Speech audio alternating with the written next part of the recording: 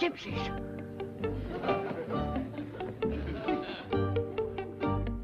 Sid! Quick! Gypsies! Hide the island! Sid! Sid! What's the matter, Granny? What's all the yelling about? Gypsies! Right outside. They've come to steal Jethro. Jethro? They always steal boy babies. Granny, that's a 230-pound baby you're talking about. I didn't do it. They got a big wagon. Hey, what's all the hollering? Jethro, quick, get upstairs and hide under the bed. What for? So the gypsies won't steal you. Gypsies? Oh, you're my only baby boy, and I love you. Yeah, but Jim, what's she talking about? Get upstairs, you 230-pound numbskull. Don't open it, Sid. Just shoot them through the door. Shoot him? Maybe they'll take the hint and go away. I ain't turning nobody away from my door without I know what they want. I told you what they want. Besides, they'll steal all our pigs and our chickens. There ain't a pig or a chicken on this place. They done cleaned us out. For some reason, you always been scared of gypsies. Now, you go hide under the bed, and I'll talk to them. Please, Jed. If we don't let them take Jethro, they'll put a curse on us. Yeah, if they do take Jethro, there'll be a curse on them. The whole tribe of gypsies couldn't steal fast enough to feed that boy. Howdy, ma'am. Greetings. I am Narda, queen of gypsies. We ain't got no boy babies. This is my son, Yerko. Howdy. Where did you steal him? That'll do now. What can I do for you, ma'am? For small sum of $1, I tell your fortune. Reveal the future. Oh, no, thanks. 50 cents? What ain't the money? You can have that. You don't want to see the future? Well, I believe I'd rather be surprised like everybody else. Here's your dollar, though. Don't give it to her, Jed. She's a faker. She can't tell nobody's fortune. If lady let me see her palm, I reveal her future. No. You want to steal my rings. You ain't wearing no ring. Please? How many fingers I got, Jed? 5? You see that I get 5 back.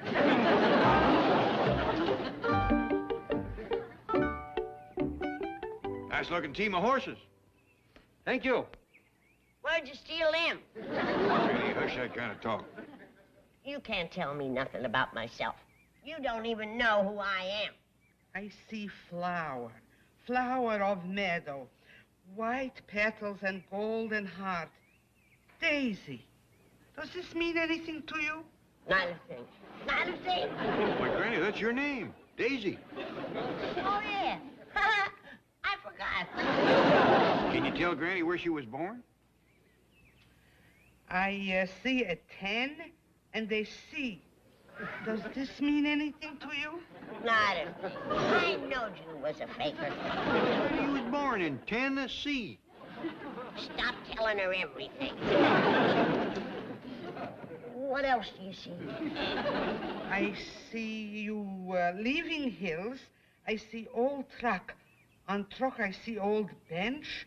On bench, I see young girl and old dog. Who you call an old dog? Granny, I think she means Duke. Oh, well, that's all in the past. How about the future? Yes, now for the future. I see... What do you see? Nothing. Narda can tell no more. Why? What's the matter? Don't ask. Come, Yerko. But you got $1 to tell me the future. Here, take it back. Quickly, Yerko. We must leave before it happens. Before what happens? Tell me. I'll give you $5. No. Well, how about a baby boy? A big rascal, 230 pounders. What do you say to that? I say only this. Heed the gypsy's warning. Leave this place before it is too late. Come here.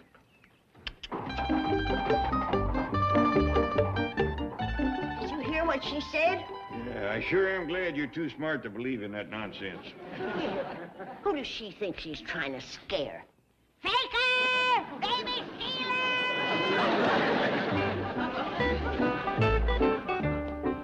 It takes more than an old gypsy woman to scare me away. That's the spirit. We staying right here. You betcha. She ain't got no powers. Just 'cause she told me my name and where I was born and how we left the hills and came out here on the truck and Me setting up on the bench. Jethro! Get out from under that bed, commence packing! Ellie Mae! Start loading the truck, we're getting out of here! This place is doomed! 20, 30, 40... Now, you sure they'll leave? I depend on it. Oh, I'm so happy. For 5 years, I've been trying to rid the neighborhood of that blight. Now, at last, my dream has come true. The money, please. Oh, yes, where was I? 20. 30, 40, 50, 60. What if they decide not to move? You have but to call on us at tea room. Yerko and I will pay them another visit. Of course, that will cost you another $100. Oh, well, I hope that won't be necessary. Let's see, where was I? 40. 50, 60. That's funny. I thought I had 100. Rich lady must not try to cheat poor gypsies. Oh, I wouldn't. My goodness, I'd pay any price to get rid of those dreadful hillbillies. Now, where was I? 50. 70, 90, 100. There you are. Blessings of gypsies upon you. Thank you. Oh, by the way, not a word of this to my husband. He panics at the thought of losing that 60 million. Well, toodaloo, or zigeuner, or whatever you gypsies say. Gypsies say, what 60 million? The Clampetts have $60 million in my husband's bank. Yes, you not tell poor gypsies. Well, what difference could it make? Very rich people require very special curse. Here. I suppose that costs extra. Is a curse deductible? This curse is complimentary to build goodwill. Oh, wonderful. Well, happy hexing.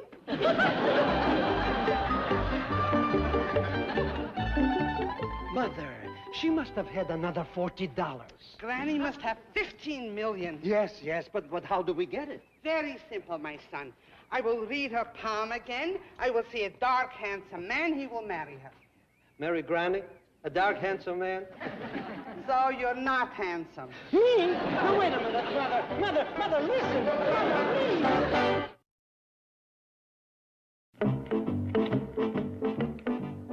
I'm sorry, Chief, but Granny just called with an impossible request, and I thought I'd better... Miss Hathaway, when a woman has $15 million in my bank, no request is impossible. But she wants to take the $15 million out of your bank. Impossible. I thought you'd feel that way.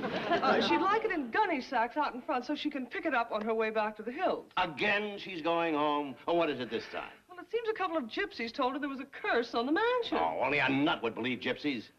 Your wife believed them? I just said that.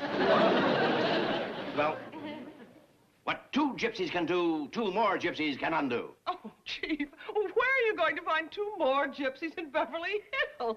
Let's go, Natasha.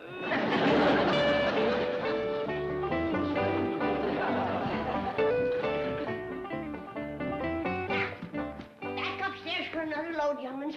We gotta get out of this house before something happens. Well, what is it that's gonna happen, Granny? Don't ask, child. Well, why not? 'Cause I don't know. Granny, I told you we ain't gonna let them gypsies scare us out of our house. But, Jed, she called every turn. She might have heard it coming through Bug Tussle. Now, you young'uns, tote all that stuff back upstairs. Jed, she's seen doom right here in my hand. And I can see it now, too. Look, cuts right across my heart line. You done that cleaning catfish with a dull knife. Is this house doomed or ain't it? Because I ain't gonna do no more toting. Ah, there's doom at the door. Run outside, young'uns, and save yourself. No, not that way. You're liable to hit it head on. Granny, stop spooking the boy. He's liable to run right through a wall. Well, it's the gypsy lady again. She's come back for my baby. You got a baby, Granny? Hush up and duck. I have good news. There is no curse on this house. Gypsy make mistake reading palm. Oh, don't blame yourself, ma'am. Granny's got a catfish scar. If you will let me see your hand again. Roger, no! Get away from me, Gypsy. You're in league with the devil. Forces of evil. Don't you touch me, Jed! Get a gun and shoot her! This heart line. I see love, romance. I see dark, handsome stranger coming into your life.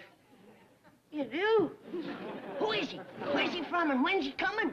Before I can tell you more, I must consult cards, read tea leaves, brew special potion. Could my son and I make camp here overnight? Why, sure. Can't they, Jed? Granny, I thought you was scared of gypsies. Whatever gave you that notion? Why, some of my best friends are gypsies. Like my friend Narda here. She's a queen. Oh, we'd be pleasure to have you, ma'am, but no call for you to camp out. We got plenty of spare bedroom. Oh, thank you. Jed, gypsies is outdoor people. To put a gypsy in a house is like putting a bird in a cage. Well, we would not mind. Oh, now you're just trying to be nice. We're not going to force our ways on you. Well, Granny, it gets pretty cold out there nights. But, Jed, that's what gypsies like, to sleep on the frost-bit ground. Why, to put a gypsy in a warm bed, why, they's miserable. He means well. He just don't know your ways like I do. Well, just this once we could sleep in... Now, Narda, I know that you draw a heap of power from sleeping out under the moon. And I want you at your peak when you conjure up my dark, handsome fella. Now, you take your wagon, go out by the cement pond and camp there. I'll see you later. Granny, it's going to get pretty nippy out there tonight.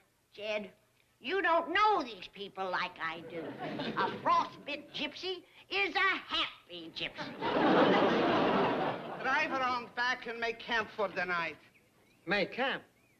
There must be at least a dozen bedrooms in this mansion. We are outdoor people. Not me. I'm a tea-room gypsy. Do as I say and you will be a rich gypsy. But I don't want to marry Granny. And maybe she won't want to marry me. Oh, she will, my son. You will serenade her. Your gypsy violin will cry. If you think it's gonna cry, wait till you hear me. Has my dark, handsome stranger come yet, Jed? Not yet. Well, I'm ready for him. Skillet, skillet in my hand. Who's the fairest in the land? You little doll. Granny, I hope you ain't setting too much store by what that gypsy told you. Dark, handsome men don't grow on bushes. Jed, I know my gypsies, why they got powers that even you and me can't understand. If Narda says a man is coming, he's a-coming. I hope so. Why, she'll throw a spell on him that where he can't even help himself. I have brewed magic tea. Come drink.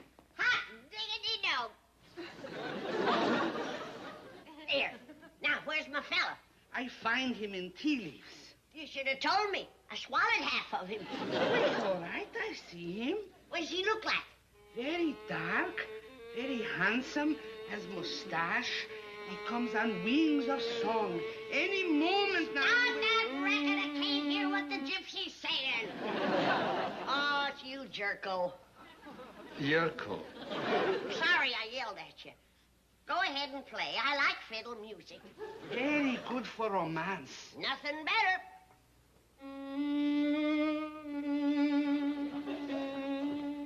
How's that for service, Jed? She's not only conjuring me up a fella, but she furnished a fiddle player to put him in the mood when he gets here. Uh-huh. You done your part, Narda. Now it's up to me and Yerko. The gypsy's blessing upon you. And on you, my son. That's the only tune you know how to play. Oh, no. Anything you want. Well, how about something popular like 10-cent cotton, 40-cent meat? I don't believe I know that one. How about the letter edged in black? That's pretty on the fiddle. Or the coffin and the baggage coach you had? Well, they ain't exactly courting tunes, Jed. There he is. How do I look, Jed? Why, Granny, you want me to go let him in? No, I'll go. You stay here and try and learn that goomer some courting music. You know the Crawdad song? I don't think so.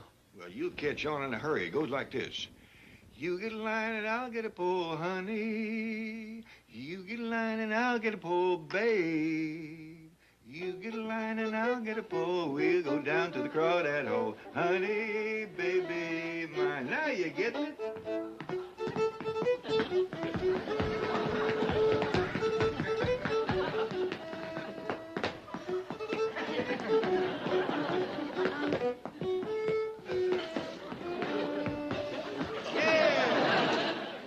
Are you sure gypsy men wear earrings? I feel like a darn fool. You look fine, Chief. Very handsome. I'm coming, lover. Ooh, dark and handsome with a mustache. Ooh, maybe it's Dustin Farnham or Bull Montana.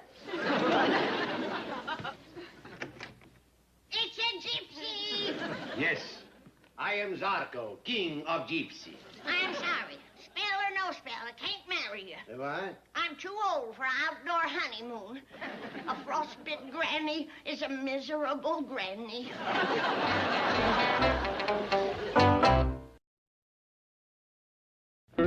Now, you stay in here. I'll go get Narda to take the curse off you, Zarko. But we only want to tell you there is no gypsy curse on this house.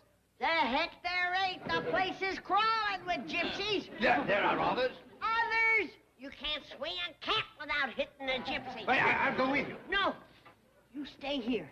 The less you see of me, the easier it's going to be for you to get over that mad passion for me. Come on, let's find those gypsies and expose them. Don't forget, Chief. Those gypsies can expose us. Oh, there you are. Listen to this. You get the line and I get the pole, Ochichornia. You get the line and I get the pole, Ochistrasnia. Yeah, that's fine. Will you marry me? Marry you? I just turned down your king.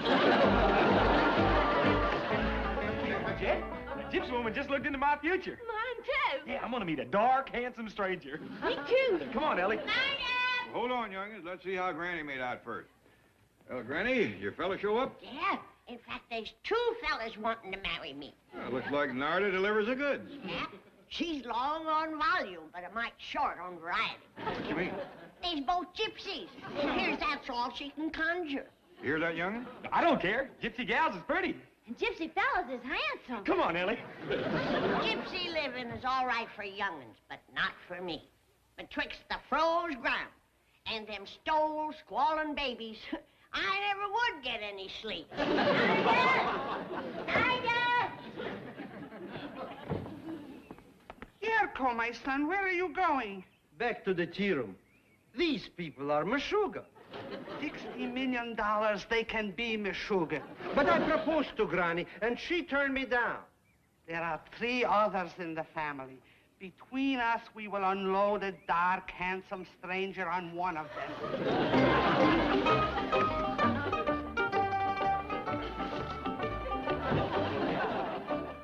Who are you? I am Zarko. I am daughter of Zarko. I am Yerko. I am mother of Yerko. I am Jethro. I am cousin of Jethro. Hey, you must be that gypsy gal I was supposed to meet. But of course. And you must be my gypsy fella. What else? Come on, let's get acquainted. What tribe you from, Gypsy? What tribe you from? I am queen of Zagrax. I am king of greenbacks. You tell fortune? Yes, and I see jail in your future. Now hit the Romney Trail before I call the bunco squad. Wait, don't spoil good thing. There's plenty here for all gypsies. Very rich hillbillies. Those are my very rich hillbillies. What is the meaning of this? I paid you gypsies $100 to frighten the Clampetts back to the hills. You did? You know very well I did. Please don't take offense. but you bear a striking resemblance to my husband. Striking is exactly the right word. Oh, wait till I get you home. Never! Now, hand over that $100. Stay away. I put curse on you. I'm married to her, and you're gonna put a curse on me? Put it there. I see money in your hand. Yes, well, I don't, so hand it over. I see much money. Killing in stock market. Oh, I don't buy that gypsy jazz. I'm a practical, down-to-earth banker. So put the $100 in that hand. Melbourne! And this hand I'm saving for you right over my knee when I get you home. Melbourne, darling, please don't be angry. I'm sorry for what I did. I'll be a good wife from now on. It won't do any good to plead. I'll be a loving wife. I'll shower you with hugs and kisses. And threats won't work either. How big a killing in the stock market? Very, very big. And what stock shall I buy? It's cloudy. For cash, clouds might lift. Uh-huh. How much? For fellow gypsy could have at cost $90. 10, 20, 30, 40, 50. Daddykins! Margaret, please. But Babykins loves Daddykins. And Daddykins loves Moneykins. Now, where were we? 20. 40, 50. Wadykins! Margaret! You're my dark, handsome gypsy sweetheart. Please. No. No, break the spell on Zarko. He done grabbed himself a married woman. Think of your husband, Miss Drysdale. Let go. Granny! Besides, I already turned him down. You're getting him on the rebound. You don't want a second-hand gypsy. But Granny, listen! Now you listen. Even if you were free to marry him, you ain't no more up to an outdoor honeymoon than I am. Now, where was I? 40. All right. 50, 60. There wasn't $100 there. My wife cheated you. Happens to poor gypsies every day. Did you call off the spell? Not yet. It must have been a humdinger to give him a hankering for that old Betty. True. I want to see how you do it.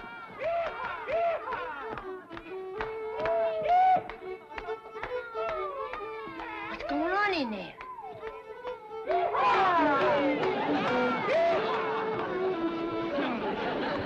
Oh, come on in, join us. Yeah, Granny, my gypsy fella plays a real good fiddle. And my gypsy gal dances up a storm.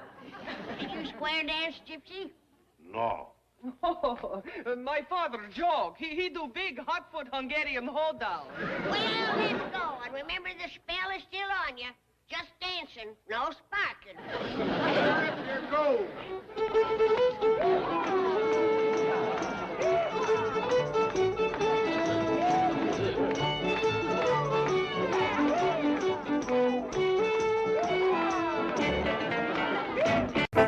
Miss Hathaway is here.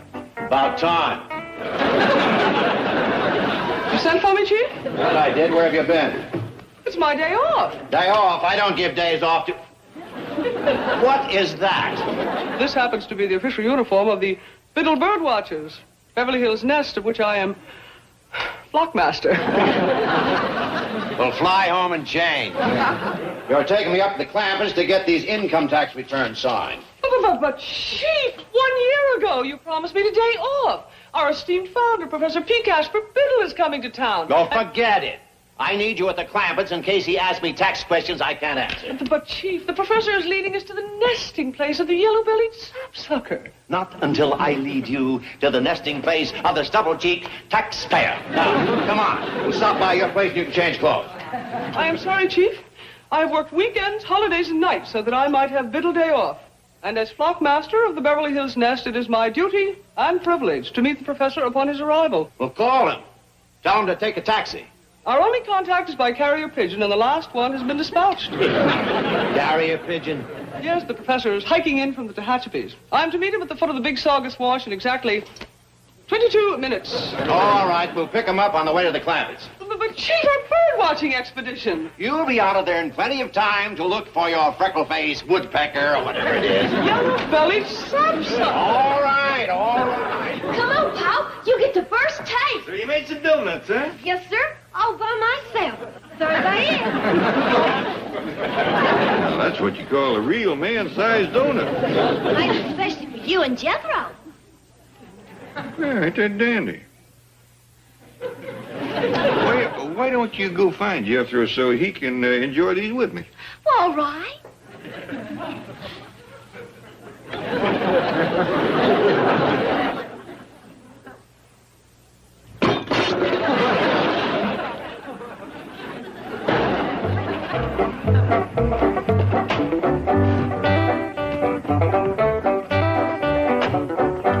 Hold it. Don't knock. I distinctly heard the call of a hermit warbler. How exciting. Perhaps the Clampetts will know if there's one nested here about. You wait here. If there are any questions, I'll sneak out and see you. But Professor Biddle would like to meet Mr. Clampett. Yes, I'm trying to raise money to aid in the preservation of the California condor. The professor is the only human being who has ever managed to live in prolonged and intimate contact with that rare and remarkable bird. I've actually occupied a condor's nest. As these photographs will prove. I took these with a tripwire. Of course, the condor's nest is just a rocky ledge or sheltered spot high among the rocks. As you know, Chief, the California condor is probably one of the largest of all flying birds. But they need help if we're to keep them from disappearing. There are only about 40 left. A donation for Mr. Clampett. Forget it. Await in the car, both of you. Preferably in the trunk. Well, Mr. Drydale, come in. Thank you, Mr. Clampett. Who's them two fellas? Oh, there's a couple of bird watchers. Well, from the looks of them, the birds probably do a little watching themselves. Well, Mr. Clampett, I'm afraid it's that time of year again. What you mean? Time for us to pay our income taxes. Oh, good. Let's give them a little extra this year. What? Well, I sure can't spend all the money I got, and it ain't doing no good just laying down there in your bank. Turned pale. You feeling poorly? No. I'll be all right. May I have a glass of water?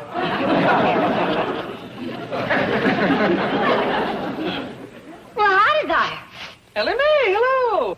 Miss Jane, I didn't know you right off. Ellie Mae, I should like you to meet the famous ornithologist and founder of Biddle's Bird Watchers, Professor P. Casper Biddle, Ellie Mae Clampett. How do you do, Miss Clampett? Well, howdy. What y'all looking for? Birds. Well, shucks, you don't need them things. I'll just whistle you one down so she can see it up close. A wild bird? Well, what would you like? A blue jay, a robin, a owl, a dove? She does have an amazing rapport with wild creatures. Well, yonder's Henry. Come on down, Henry. Come on now.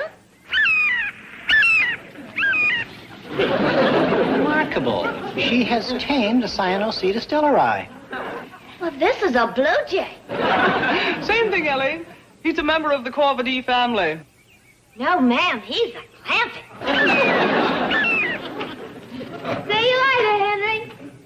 Lockmaster Hathaway, why isn't this girl a Biddle bird watcher? A definite oversight on my part, Commander Biddle. Ellie Mae would make a splendid addition to our Beverly Hills nest. Would you like that, Ellie? I reckon so. Well, I suggest we induct her right now and get her uniformed in time for today's expedition. Good thinking. Raise your right hand and repeat after me. Hello there, Granny. Hello. Well, Jed, did you put it to him about the fella? What fella, Granny? The fella Ellie ain't got. Well, Mr. Drydale wasn't feeling good. I thought I'd wait a bit. Ellie's been waiting 4 years.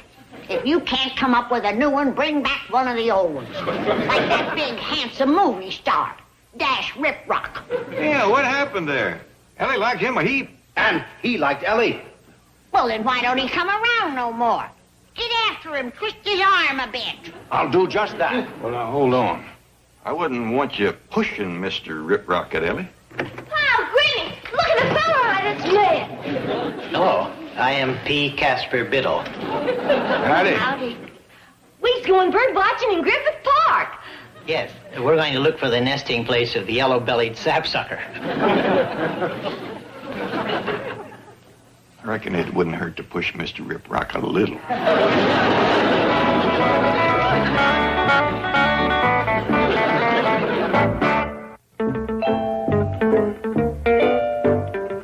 Dash Rip Rock to see Mr. Drysdale. Dash Riprock in person. Here in this office. Yes. I believe I'm expected. Oh, no. I would have had my hair done and worn a different dress and... Mr. Drysdale's expecting me. Miss? May I have your autograph? Of course. Well, not there. Here. What are you doing out here, Noodleman? Mr. Drysdale, I'd appreciate it if you used my professional name, Dash Riprock. Oh, forgive me, forgive me. I've been reading your contract. In here, you're Homer Noodleman of Peoria, Illinois. Yes, that's my legal name. Interesting thing about your contract, Homer, Dash. The studio has the right to put you in a television series. Oh, I'm sure they wouldn't want to do that. Yes. Well, they usually do what I recommend. But I'm strictly a movie star. The overexposure of television... Oh, well, let's forget it. Well, how's everything else? Been having any fun? Oh, man. Yes, I've read about you in the gossip columns.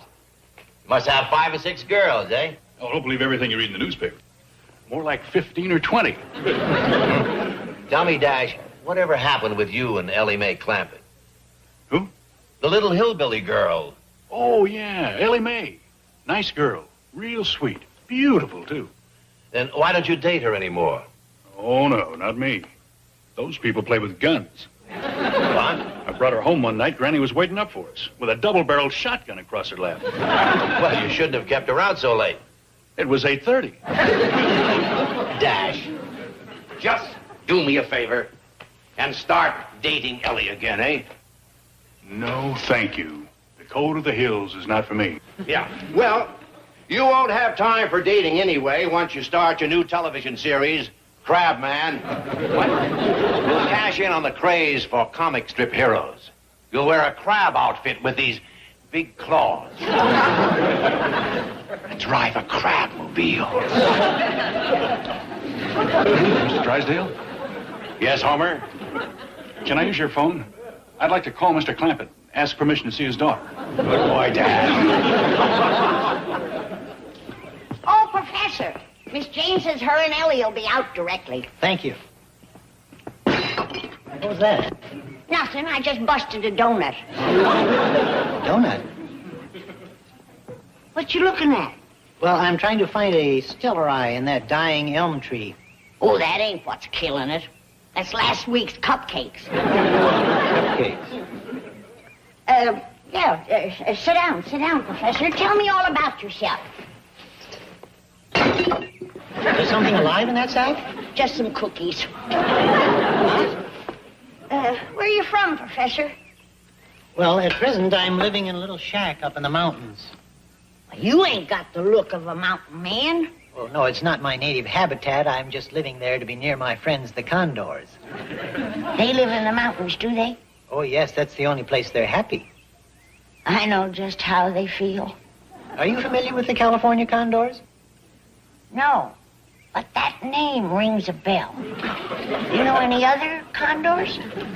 Well, there are some in South America. That's down in my neck of the woods. Doubtless you mean the Andean condors. No. Let me see now. What was their name again? Here she is, Professor, our fledgling bird watcher. My word, you are a credit to our group, Miss Clampett.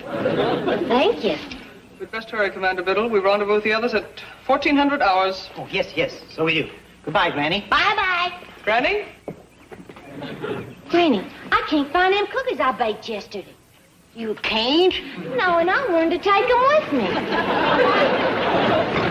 Same thing happened to my cupcakes last week. Well, don't worry about it, honey. Say, Ellie, Riprock called while she was out getting your uniform. Said he was coming over to see you. Well, tell him I'll get back quick as I can. Well, ain't you going to wait for him? He should be here by now. Well, I can't, Paul. I'm going with them. Well, now, Ellie, don't you remember Dash? A big, strapping, good-looking movie star? Sure. Tell him I'll get back just as soon as we done bird watching. Well, say, you might as well take along my bird call that I whittled. It's upstairs in my room someplace. Okay. Be back in a minute.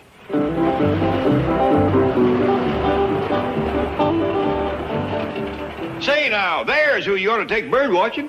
Jethro? Have him break trail through the brush for you. Them feet of his will lay down a path you can drive a wagon over. What do you think, Commander? Well, he's not in uniform, but Jethro! Come here, boy. You going bird watching? Here. Take this out in the woods with you and get rid of it. But don't let Ellie see what's in it. Huh? Come on, boy. There's waiting for you. Uncle Jed, what's going on here? He's going out looking for birds. Hot dog. What kind? Quail, duck, pheasant, turkey? Ask him. Jethro Bodine, Professor P. Casper Biddle. Hello, Jethro. Howdy. What kind of birds are we going looking for? Yellow-bellied sapsuckers. Divvy's on the drumstick. Don't have fun now. I found it, Pa. Well, I say, Ellie, that ain't the call I had in mind. I thought you said Dash Riprock was coming to see Ellie. He is, but I couldn't hold her. Now we got to figure out how to hold him till she gets back. Oh, that won't be no chore. I got a great big pot of grits and gopher I can warm up for him. That ought to hold him. Speaking of gophers, do you remember that buck-tooth family that used to live up on Piney Ridge? You mean the Condors? Yeah. What was their first names? Let me think now. It wasn't Andy and somebody, was it? Well, let's see now. Hers was Jenny. That's right. They called her Aunt Jenny. And Uncle Will. Will and Jenny Condor. That's them. Had 14 young'uns. Every one of them bucktooth. When that family went to eating corn on the cob, they set up a clatter you could hear for a mile away. What made you ask about him, Granny? That little professor fella. He knows some condors out here in California. A ticket, you say? What if there's any kin to Will and Jenny? Be they's mountain folks. Well, let's have them down to Vittles. Dandy idea. The professor's staying with him. He can fetch him down. I'll cook up a great big mess of catfish. And plenty of corn on the cob. Mr. Drysdale, wait. Let me explain. I got here as soon as I could. It wasn't soon enough, Homer. I wanted to clear the whole afternoon and evening for Ellie Mae. That was 6 dates I had to break. Okay, you've got one more chance. But make good, or you'll be combing seaweed out of your hair. With a claw. You ain't leaving, are you, Mr. Riprock? Ellie, I'll be back. And I'll be waiting for her. I'll sit right here so I don't miss it. Oh, no, you don't have to do that. Come on inside and be comfortable. I'll give you some victuals. Do you like grits? Well, like anything you cook, Granny. Wait till you see what I've cooked with them. I sure hope that professor don't keep Ellie away too long. Oh, say, speaking of that little oddball, did he ask you for money to help the Condors? No, he spoke to Granny about him, but he didn't ask for money. Good. But if the Condors need help, I'll give him all the money he wants. Please, Mr. Clampett. Turning pale again. Look, don't give the professor any money, at least until I've looked into the tax aspects. It may not be deductible. Oh, what difference does that make? Now, please, just wait until I've checked into it. Meantime, the state of California is doing what it can to help the Condors. So you relax, and I'll get back to you. I sure hope they ain't related to Will and Jenny. Be a blow to find out their kin was taking charity from the state.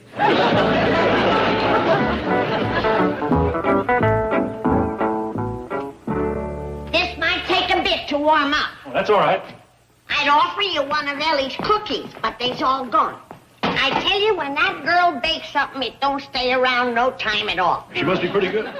Good ain't the word for Ellie's cooking. Why, just this morning she baked 10 pounds of donuts and they's gone already. Just my luck to miss out on them. It sure is. Well, how y'all doing? Granny's been telling me all about Ellie's cooking. Oh, well, don't forget, she's awful pretty. He didn't get a chance to sample nothing, Jed. Oh, that's too bad. But then from what I hear tell, you movie stars ain't never home to eat nohow. True, but then something like Ellie's cooking might just settle a fella down. That's a fact. Ellie's cooking and a fella might never leave the table. No. You're going to be all right. What's the matter with Jethro? Well, he became ill in the trail. We terminated our expedition and rushed him home. What's hurting you, boy? Them donuts you get me. I feel like I swallowed a couple of brake drums. You ate them? Well, what'd you think I'd do? Bury them? My own fault for making them. I shouldn't have tried to best Ellie. What are you talking about? Ellie's the one. Best thing in the world for a stomach ache. Miss Jane, take Dash out and show him the cement pond. It's a good idea. Oh, well, we've seen the cement pond. It's got all different water in it now. Real pretty. You get upstairs to bed. I'll be up directly and doctor you. Now I know what a chicken feels like with a gizzard full of rocks. Granny, glad to get you alone for a minute. You know them condors we was wanting to have down to Victuals? Yeah? Well, it turns out they is real hard up. According to Mr. Drysdale, they is on relief. Let's give them a sack full of money. Granny, they is mountain folks. They wouldn't take money from strangers. True. We gotta figure a way to help them so they can keep their pride. The little professor fella is a friend of theirs. Why don't you talk to him whilst I remedy Jethro? Good idea. I hope we're going to be good friends, Ellie. We already are. Well, you're one of the nicest, kindest. Ellie Mae, you're back. Well, howdy, Dash. This here's Professor Biddle. Hi. Gee, it's good to see you. Thank you. Dash, this is the famous Professor Biddle I've been telling you about. Swell. Come on, Ellie, let's go for a walk. Here, just a moment. Sir. Professor, you're just a fellow I've been looking for. But Sit down. I want to talk to you about helping them condors. Oh, that would be wonderful. Indeed, it would, Mr. Clampett. You too, Miss Jane. Sit down. Thank you. Granny tells me you've been staying with them up there in the mountains. Yes, I have. What kind of place they got? Well, they live mostly in caves and on rock ledges. Yeah. How many of them is there up there? Well, I've only counted 12 myself, but there's supposed to be about 40 of them altogether. You got Will and Jenny backed off. I bet you when that California bunch goes to eating corn on a cob, you can't hear yourself think. Mr. Clampett, condors do not eat corn. The ones back home do. Back home? Oh, you're probably thinking of wild turkeys. Oh, there's corn on a cob made the noise. Perhaps I can clear up the confusion. Commander, where are those pictures of you and the condors? In my map case inside. Excuse me. Say, Professor, I got a kind of a notion. Supposing, instead of money, we gather together a bunch of clothes and stuff and leave them up there in the mountains where the condors can find them. Clothes? Yeah, good, heavy, warm stuff. You couldn't get a condor to wear clothes. You mean to tell me there's 40 of them running around up there buck-tooth naked? Mr. Clampett, do you know what a condor looks like? I don't care how pretty they are. They ought to wear something. Oh, Mr. Clampett, I am so thrilled that you're going to help the commander in his fight to save the condors. For years now, they have been driven farther and farther back into the mountains, shot at, harassed, poisoned. I don't wonder, the way they carry on. Oh, great. Let me show you a picture of the condors. No, thank you. Whatever you do, don't let Granny see him. Clothes on condors. Gee, and they call me a nut. Like I told you, I got a date with Professor Biddle tonight. Well, break it. I broke 6 for you. Well, I can't do that. Of course you can. No, I can't. Excuse me, I believe the young lady made herself clear. Now, stay out of this, little fella. Now, look, Ellie. I'm warning you, don't annoy her. Butt out, Buster. I'm afraid you leave me no alternative. Prepare to defend yourself. I'll be doggone. So that's a condor. Yes, they're the largest bird. Oh! Do you give up? Yes, yes. Say uncle! Uncle! Very well. Let him up, Ellie. No hard feelings, Dash. See you tomorrow night. Okay. But don't be surprised if I pick you up in a crabmobile.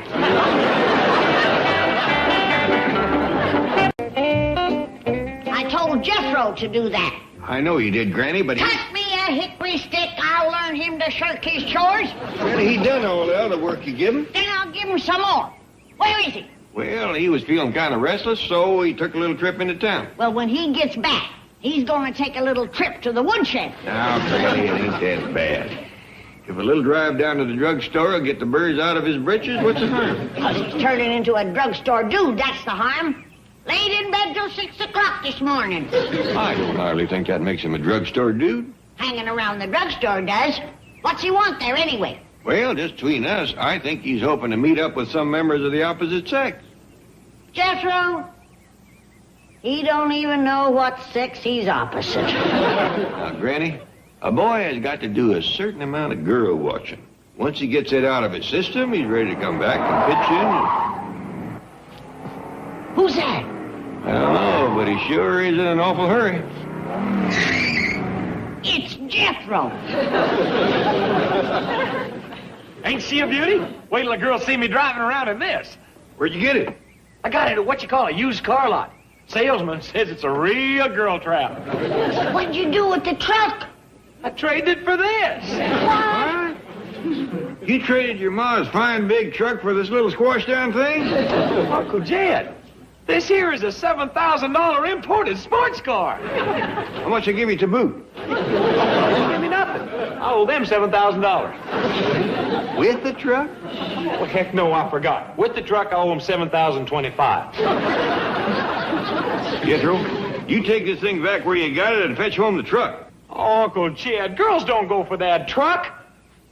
But with this baby, I can get me some action. You get out to the woodshed. I'll give you some action. Get out. Granny, I mean some swinging action. I want to be where things are jumping. Don't you worry. I'll be swinging and you'll be jumping. Now get out. Boy, you better get underway before you and the truck both gets hauled away. Oh, gee. Y'all treat me like I'm a kid. I'm a graduate of the 6th grade.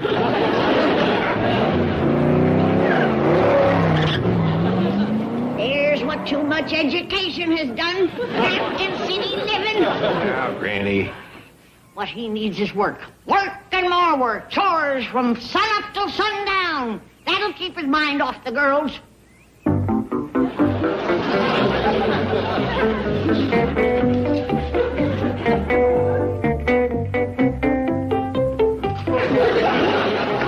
Excuse me, Chief. Here are your files on the Mammoth Picture Studios. What for? Why, you're meeting with Mr. Chapman. I don't need those. All I'm going to do is fire him. Why? 2 months ago, he brought an actress over here from Sweden and put her under contract for $10,000 a week. Oh, yes, Ulla Bergström. I found out she'd never made a movie in her life. No, but she was the sensation of Europe in Chekhov's play, The Cherry Orchard. And she's done some other fabulous things. Well, she's doing one right now, sitting up there at the studio, collecting $10,000 a week for nothing. Well, Chief, it's her first picture, and they just haven't been able to find the right script for her. Well, I've got it right here. It's called A One-Way Ticket to Sweden. On a tanker? We're through squandering money on that Swedish meatball. 8 weeks at $10,000 a week. Oh, wait till I get my hands on Chapman. Chief, he's making movies, not packing crates. He's dealing with sensitive, creative artists. You can't turn out dreams on an assembly line. Only it's time someone started running a movie business like a business. Miss Hathaway? Oh, come in, Mr. Chapman, and sit down. Stay on your feet. This won't take long. Now, I understand you've had trouble finding something for your Swedish star to do. That's right. Well, I've come up with something that's perfect. It has travel, adventure. Sounds like just a ticket. Exactly. Now, No, wait. You can tell her about it yourself. I brought her along. Come in, Miss Bergstrom. Miss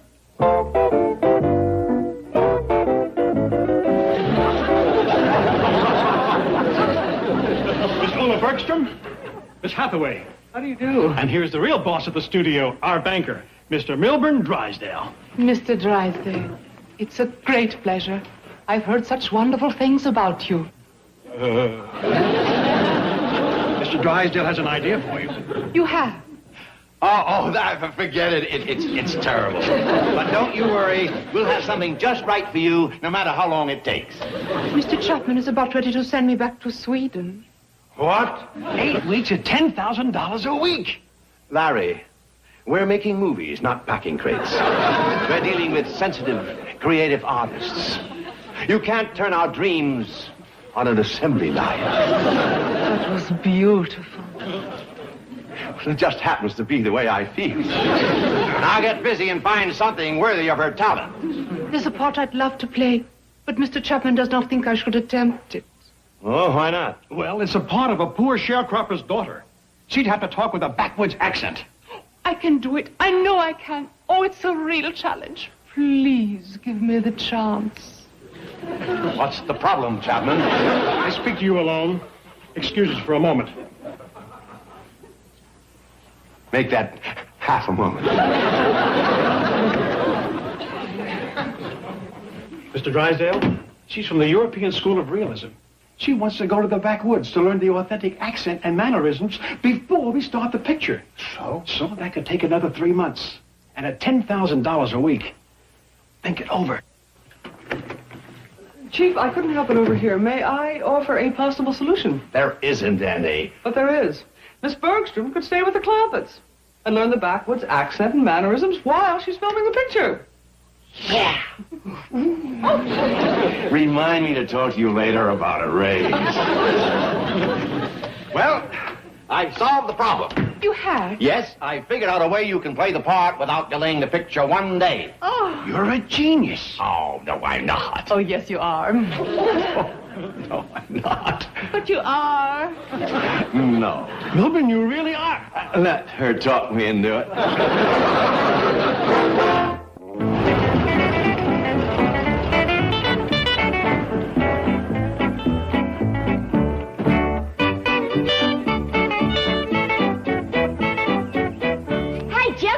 Wait till you see the chores that Granny's got for you to do. Oh, yeah? Well, you can tell Granny I'm running off to join the French Foreign Legion. What's the French Foreign Legion? That's where you go to forget a woman. What woman do you want to forget? Granny. How come it makes you forget? Because you're out in the middle of the desert, fighting and marching and getting tromped on by camels, and dying of thirst in the burning sand whilst the sun scorches you to a cinder. Why come you'd want to go to a place like that? Like I told you, to join the French Foreign Legion. It sounds awful. Ellie, I don't make the weather in France. Dumb old girl.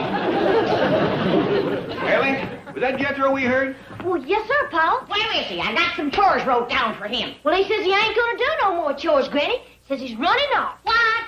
Cut me a hickory stick. I'm gonna smoke his hops. Now, Granny, we don't want to be in the midst of a family ruckus just when that poor little Bergstrom girl gets here.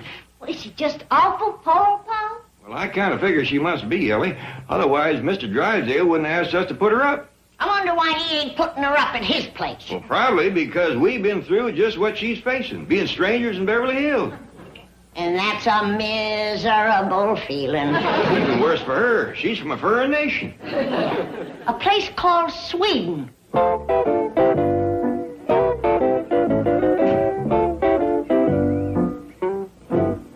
This is how backwoods people live in your country. Well, no, the Clampetts happen to strike oil.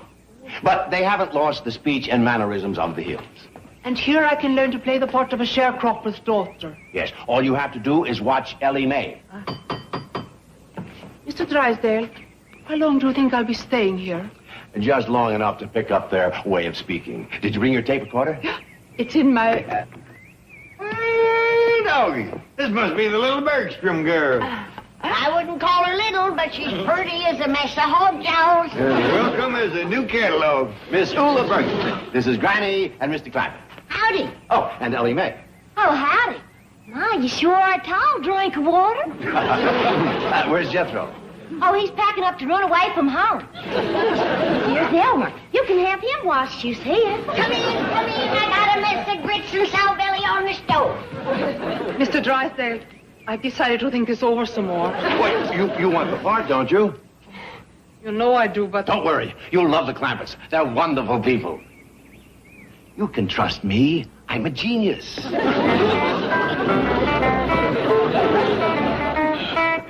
Now, she'll be staying in with you, Ellie. Make sure that there's no critters in her bed. Yes, I will. You know, Mr. Clampett, I didn't get to tell you much about Miss Bergstrom on the phone. Well, now, you just leave the getting acquainted to us, Mr. Drysdale. I reckon we know how to make her feel at home, huh, Granny? We've bedded down a passel of strangers in our day. Ain't had no complaints yet. I know, but Now, you get back to the bank and stop worrying about Miss Bergstrom. We'll treat her so many ways, she's bound to like one of them. Are you hungry? I'm not actually. I'd like to freshen up a bit. Would you like to take a dip in the cement pond? Cement pond? Ain't you never seen one of them? No, I don't think so. Sorry to be so long, Miss Ula, but I had to get Ralph out of your bed. What? Oh, he's just a little old gray squirrel. But he's getting a little nearsighted. Just don't stick your toes out from under the covers at night. Well, let's get the young lady settled in. Excuse me, ma'am, but what kind of hide is this? Alligator. I kind of thought that's what it was, but I didn't want to say nothing. That's That's gator, all right. That doggies, I'd have to be awful hard up to tote a suitcase made out of gator skin. Everything she has is made out of it, even her shoes. That Sweden must be crawling with them varmints. She's had a hard life, Jed. By doggies, it'll be a pleasure to see her face when she ties into her first possum.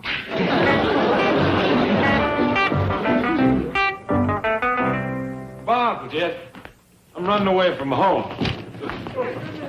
Yeah, that's what Ellie was telling us. All packed, I see. My clothes is.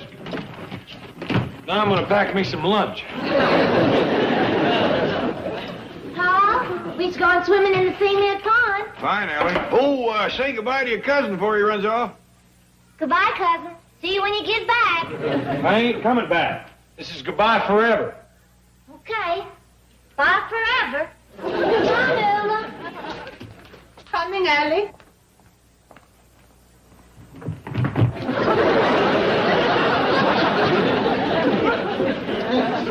Jed? Who was that? Oh, ain't you met her? That's the girl that's moving in with us.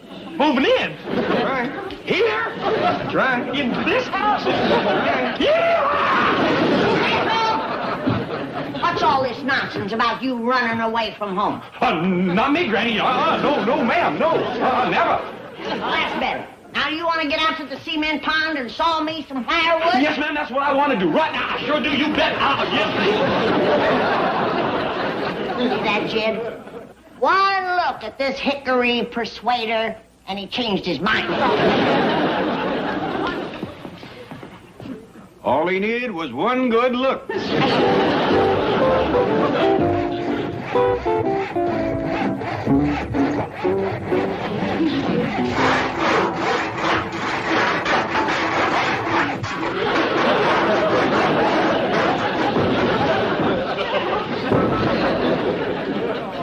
Got it! Jethro, you better stop sewing for a while. Reckon I'm gonna have to. I've done run out of benches.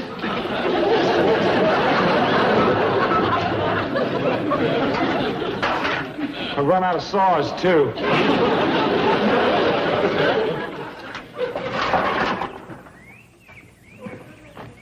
You certainly are strong, Jethro. No stronger than your average mule. Go right through those marble benches. I bet you could saw through anything. Shucks, heck, far. Tarnation. Wait. Let me get my tape recorder. Oh, how do you want me to saw it? Straight across or down the middle? Wait. You don't have to saw through the tape recorder. Oh, I can do it. I'm sure you can. I can see you're very strong. You know something? Smarter than I am strong. Are you? Yes, ma'am. I'll cipher something for you. Let's see. Let's go for a swim, shall we? Okay.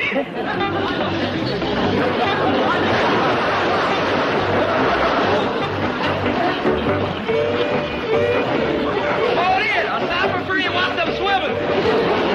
2 times 1 is 2. 2 times 2 is 4.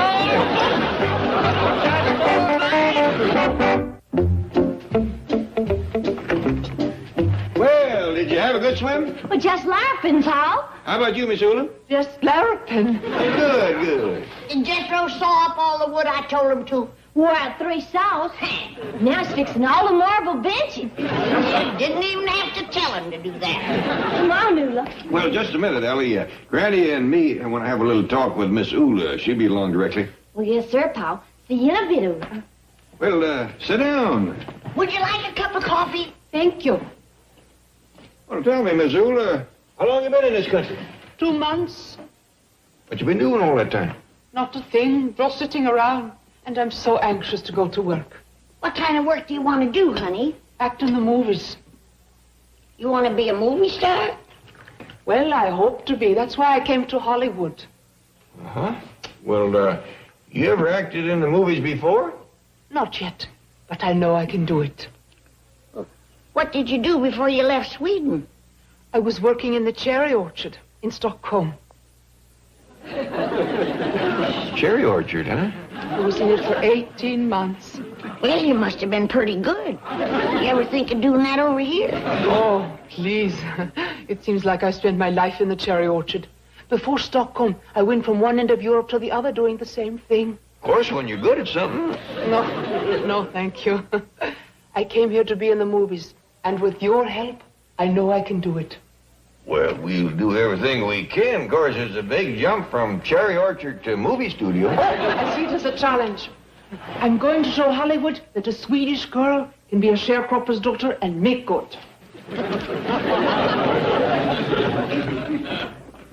Sharecropper's daughter? Well, we know she was hard up. But now I see how she could eat so poor and yet look so good. What you mean? Well, she probably got all the cherries she could eat. Miss Ula forgot her pocketbook. Where's she, Uncle Jed? Where is that sweet woman? I'm right here, boy. I got plenty more for you to do. First off, take this to Miss Bergstrom. And then you can wash the windows. Yeehaw!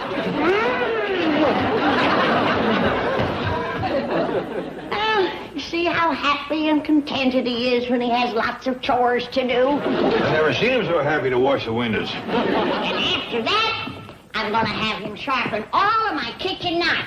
Ready? I got a notion. What you mean? I'm going to call up Mr. Chapman over to my movie studio and ask him to drop over and take a look at Miss Ula. You mean you think? I grant you it's a 1,000,000 to 1 chance, but stranger things have happened.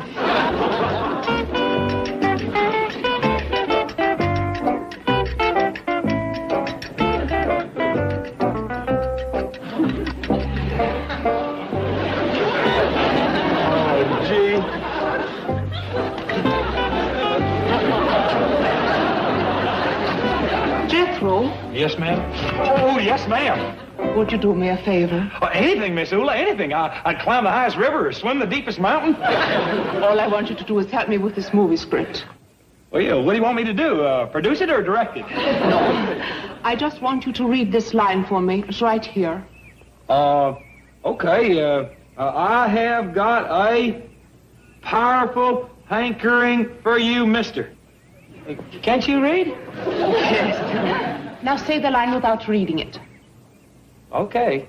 I have got a powerful hankering for you, mister.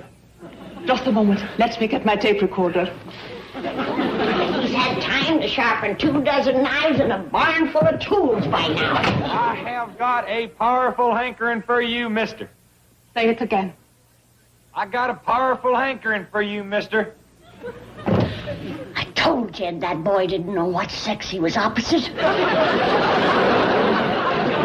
boy, how you doing with Granny's knives? Did you...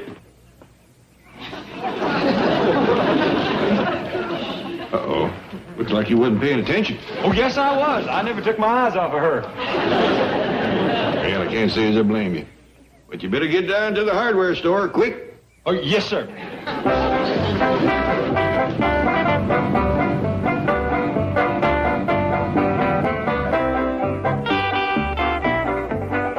Where was Jethro going in such a hurry? To the hardware store. Catch him and you can ride along. Just a minute, Mr. Chapman. You see that little girl sitting over yonder? Oh, yes, sir? Well, she is a sharecropper's daughter out of Sweden. Her name is Ula Bergstrom. And I'd consider it a big favor if you was to put her in the movie. What? Just any little thing to get her started, and I'll see that you get a raise. But that girl... A raise? Dandy big one. How about it? It's a deal. Miss Bergstrom, my name is Chapman. Come along with me. Where are we going? To the studio. You're going to be in the movies. That's all right, Mr. Woolley. You go along with him. Make us proud of you now. She will. But, Mr. Chapman, I don't understand. What is going on?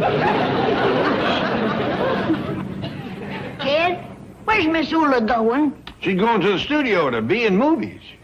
That's sweet of you, Jed. I hope she gets to be a star. Me too, Granny, but just in case, let's plant us a cherry orchard out back.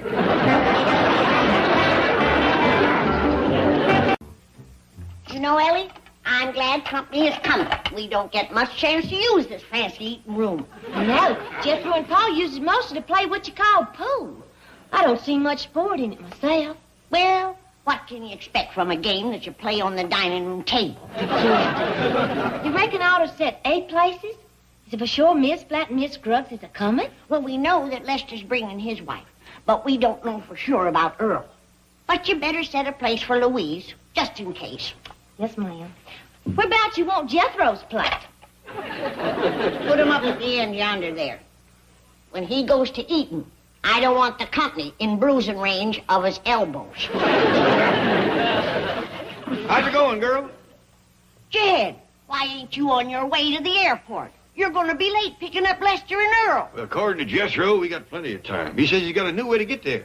I wouldn't trust no shortcut if that eating machine picked it out. Well, this ain't no shortcut. He says he got something new he put on the truck. What is it, Paul? I don't know yet, Ellie. I think he wants to surprise me with it. But he says it's going to be a real time saver.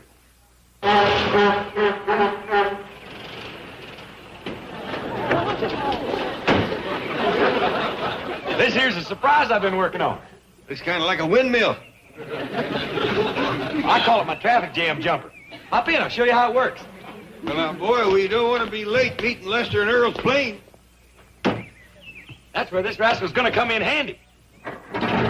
Suppose we was driving down the freeway, and there's a big traffic jam up ahead. We don't sit there and fret and fume. What do we do?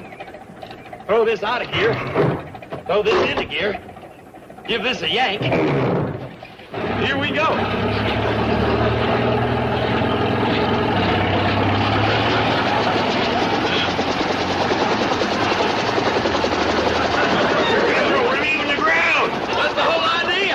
Fly right on over that traffic jam.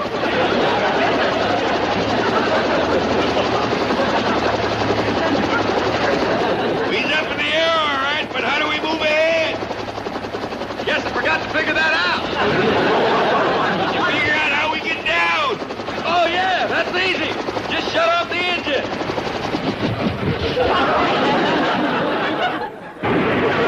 What do you suppose that was? We best go see. Well, other than that, what do you think of it? I'll tell you later. Right now, I got to get somebody out to that airport. Oh, Ralph, I haven't been able to find Mr. Drysdale. Will you tell him I have to rush out and do something for the Clampetts, and I'll explain when I get back.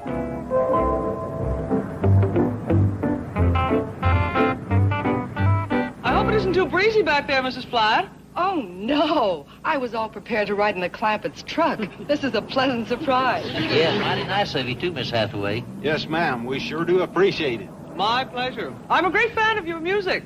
Unfortunately, I don't get to hear you very often. I tell you what, we'll be doing a couple numbers as soon as we get to Jed's place. Yeah, Granny always makes us sing for her supper. You're sure invited for listening and, like as not, eating, too. Oh, I wish I could accept, but I'm afraid I have to dash right back to the office. Oh. Well, why don't you boys do a number 4 right now? How about it, Lester?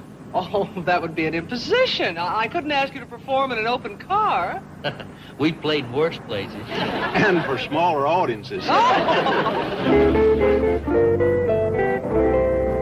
Margaret, I've asked you not to call me on this car telephone. It's for business. All right, dear. What have the Clampetts done now? You saw them where? What? In their what?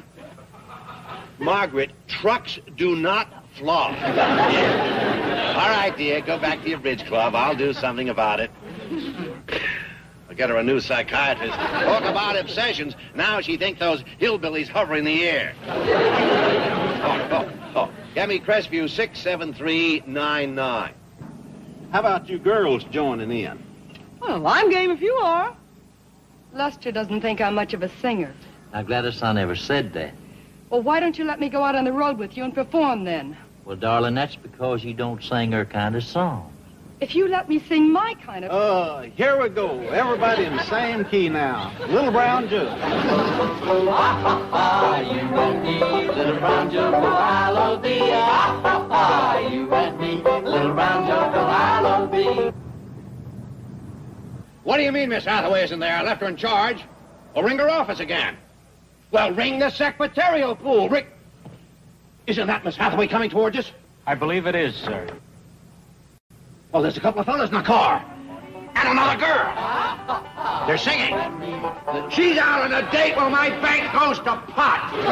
What? You bet I've got a message for her. She's fired.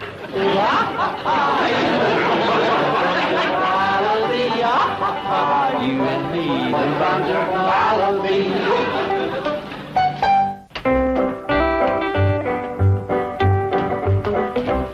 I'm sorry, Louise couldn't come along.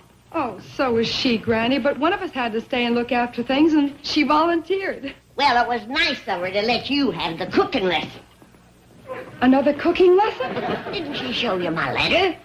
I told her that this time I was going to learn you city girls everything. From pickling pig's knuckles to making hogshead cheese. And he's going to start with butchering the hog. Oh, thank you for watching my desk, Miss Murray. Any messages? Just this one. You may return to the secretarial pool. I'll call. This says I'm discharged. Yes. Everybody's sorry to see you go. We started taking up a little collection for you. I'm sure this is some sort of... Oh, well, if this is somebody's idea of a joke, I don't... Oh, Miss Murray, will you... Well, if it isn't the playgirl of the Commerce Bank. Chief, what is the meaning of this? Well, let me see if I can translate it for you. Discharged. That means fired. Canned. Sacked. I need employees who are trustworthy and obedient. Wait in my office. Yes, sir.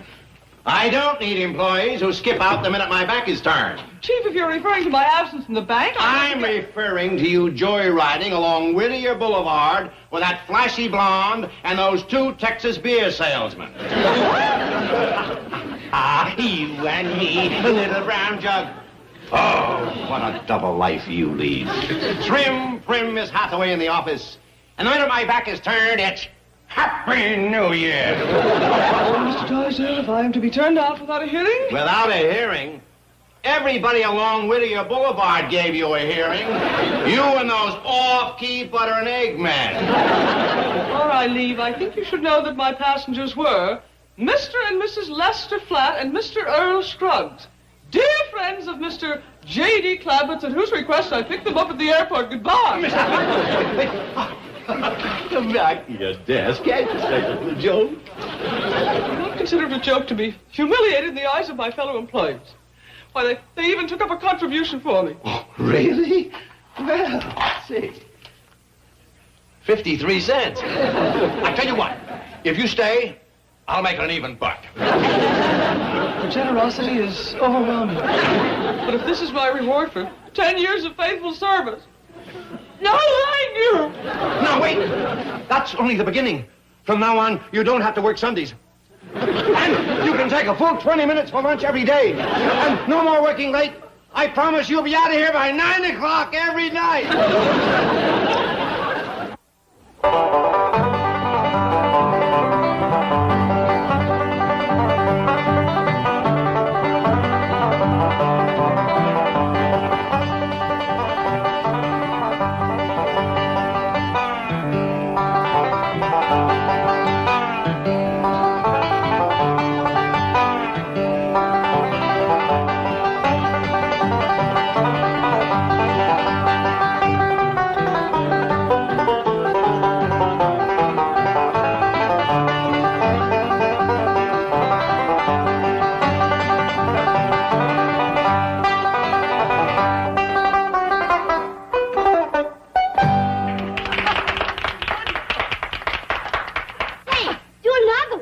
Thank you, Ella Mae, but my wife Gladys is real fond of singing. I'm going to ask her to do a number for us. Oh, yeah. Oh, you don't want to hear me? Yeah. Please. But I'm not a performer. I'm not even prepared or anything. Oh, come on. Well, all right. I'll try. What do you think I should do, boys? How about that song you've been rehearsing for 2 weeks? Yeah, that one you bought that special new dress for. All right, boys. But I think the lighting and the acoustics are better in the entrance hall. Oh, and fellas, on your accompaniment, I'd like you both to be playing guitar. And when we get to the rubato strain on the reprise, glissando into the major seventh, and we'll take it moderato on the subdominant, okay? There she goes with that music school talk again. Yeah, I wish I knew what it meant. Me too, Lester, me too. We didn't know Gladys was a singer. This is gonna be a real treat. I'll say. Yeah, boy. Now, don't go to getting your hopes up. Gladys is a sweet woman, and she tries hard. But she ain't never gonna be no Minnie Pearl.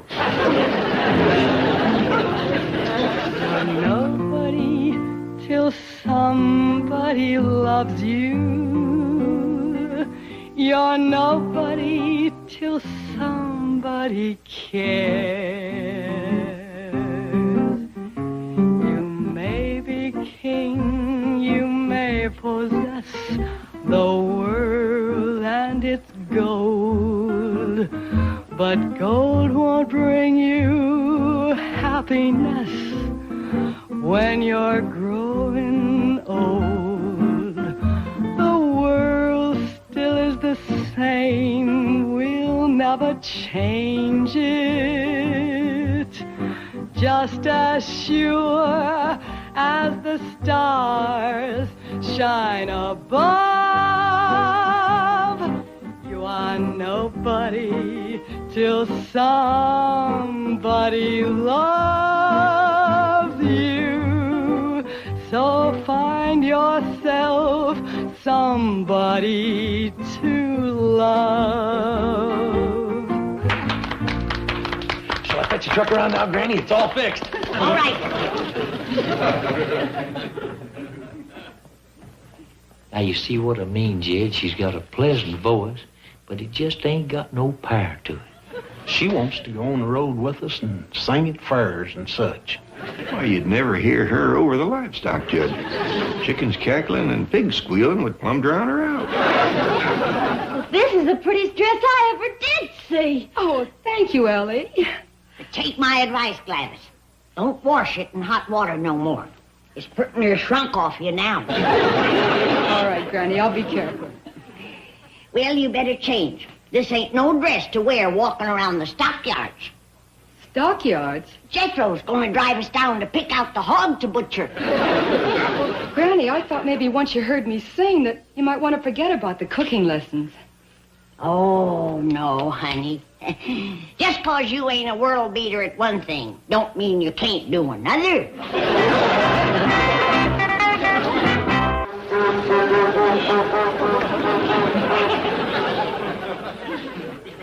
Hey, what have you done to the truck, Jed? Well, that's Jethro's doing. He ain't got enough to keep himself busy, so he's took up inventing. He calls that his traffic jam jumper. I got that moving ahead problem licked, Uncle Jed. Now I got rocket power. Jethro, Gladys has decided to stay here and let us go pick out the hog. Okay, let's go. What's all this stuff? Get in, I'll show you. Let's say we's going down the freeway. And all of a sudden, there's a big traffic jam up ahead. Well, we don't sit there and sweat and fume. What do we do? Watch. I throw this out of gear. Throw this into gear. Give this a yank. And here we go.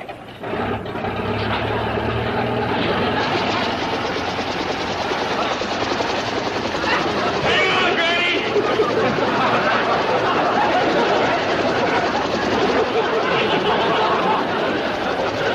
Ain't that kind of dangerous, Jed? Could be, yes. Granny! Don't let him turn off the key! Do what? Turn off the key!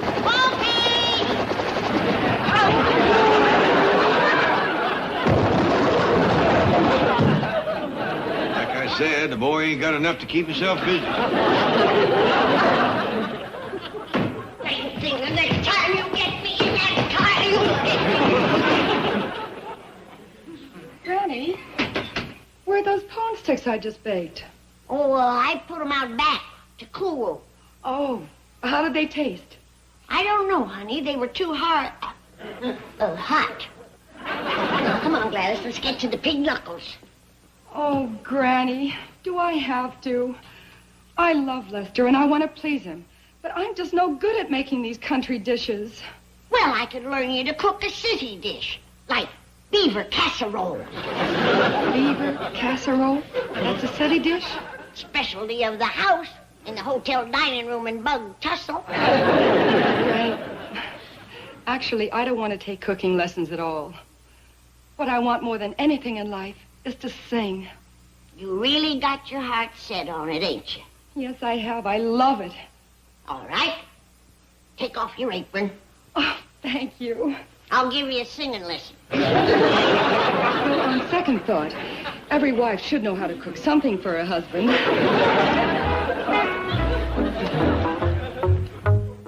Yeah, Lester, you got yourself a problem. A woman as pretty as Gladys would likely be a big drawing card in fairs, rodeos. Oh, she's pretty, all right, and sweet as sorghums, but... You know, Lester, I've been thinking, maybe if Gladys had sang right into a microphone and we turned the volume up as high as it'd go... Oh, it ain't just her voice, Earl. She just won't want to learn no proper song. She don't? Oh, I've tried my best to get her to sing Stompin' the Clover, Sweet Nellie, and The Sinking of the Titanic. And she don't want it? Oh, she wants to sing songs like Stardust, Night and Day, and Smoke Gets in Your Eyes. I never heard of them. Well, you see what I'm up against. I do for a fact. Well, cheer up, Lester. Maybe Granny will teach her to cook so good she'll want to stay home in the kitchen. I sure hope so. Say, Jed, what kind of wood is this? I've dulled 3 blades just to trying to whittle it. Me too. It is tough, ain't it? Yeah, where'd you get these? I found them laying on the bench. Hi. Darling, how's the cooking lessons coming along? Just fine, Lester. I already baked some corn pone sticks. Well, ain't that dandy? They're my favorites. How about a taste? All right. Granny put them out here to cool.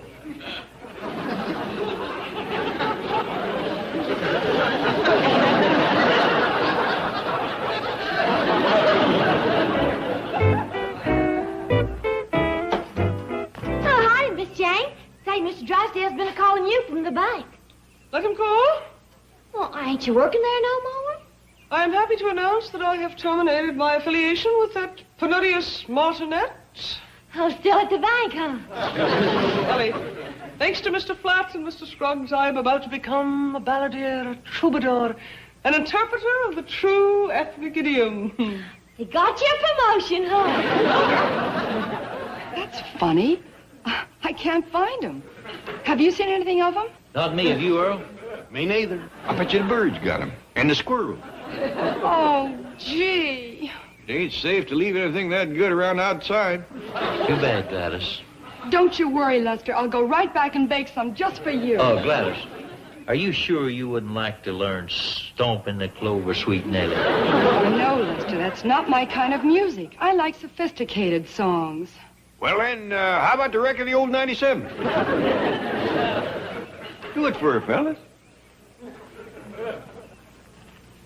Jed, we'd rather not do one of them sad songs. Would you rather eat one of them corn sticks? Greetings, all. Hi, Jane. Hey, Here you are, gentlemen. I am ready for my audition. Your husband has invited me to journey to Nashville and join them in interpreting the folk music of our land. Oh, well, isn't that sweet of my husband? He's never invited me to do that. Honey, like I said, it's because you can't do her kind of music. Who says I can't? Well, then it's because you don't want to. Who says I don't want to? Well, and, Here we go. The wreck of old 97. Let her go, Lester.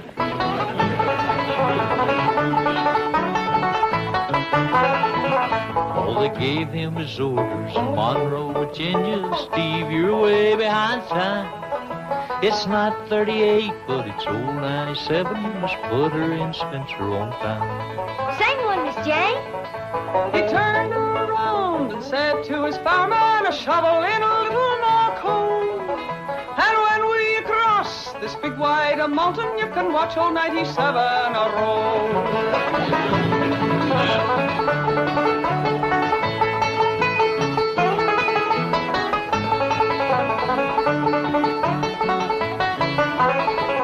Come on, Gladys, now show us what you can do. The mighty rough road from Lynchburg to Danville, it's lying on a 3-mile grade. It was on that grade that he lost his air brakes, and you see what a jump he made. Compass, of course, Jed.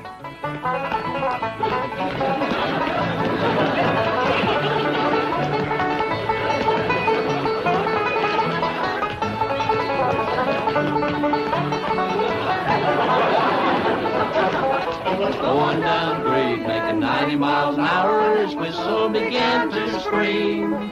He was found in a wreck with his hand on the throttle and was scalded to death by the steam.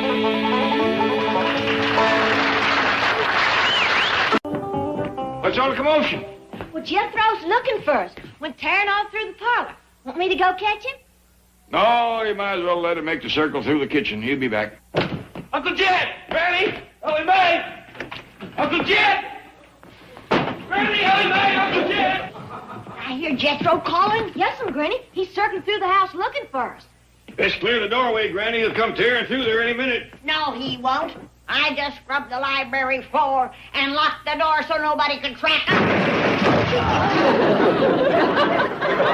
Uncle Jed! Greatest news for you. I'm going to be on Jethro. You just busted through a door. I did? I wondered what that noise was. Let me tell you about the news. I finally decided on my life's calling. Again? This time it's for sure. I mean, this job is a natural. Well, what is it? I'm going to be a 5-star general. General? 5-star general. That's the highest there is. Well, I thought you had your heart set on being a double-note spy. Not no more. Why, everybody and their dog has took up spying. But there's only one or maybe 2 5-star generals in the whole country. You think you can be one, huh? Well, Uncle Jed, I'm cut out for it. Well, I got everything it takes. Leadership ability, a cool, alert mind, and unusual intelligence. Jed, this is all that is worth saving of that door. The rest is just kindling. Yeah, Jethro's kind of wrought up. He just stumbled onto his last calling again. What is it this time? I'm going to be a general in the army. Not ours, I hope. Found some more, Granny. Here, boy. Build a door around this stuff. I can't right now, Granny. Got to commence packing for West Point. West Point? What's that? Well, that's where you learn to be a general. It's what you call a military school. Are you aiming to spend the rest of your life in school? You done graduated from the 6th grade. But at West Point, you learn soldiering, too. Sound like the boy's been studying up on the place. Whereabouts is this West Point? Well, I don't know. Well, how do you expect to find it? Well, I don't know that either. Well, even if you do find it, how do you know they'll take you in? Because like I told you, I got everything they's looking for. Leadership ability, a cool, alert mind, and unusual intelligence. Yeah. Yeah. Just so we can write your ma, maybe we better find out a little more about this West Point. Well, maybe Mr. Drysdale can help us. Likely he could. Let's go see him. Oh, can I go to West Point, too? Ellie Mae, West Point is full of soldiers. Well, Pa, can I go to West Point, too? Forget it, Ellie. What a bunch of soldiers going to want with a girl around? I just gotta have a talk with that boy.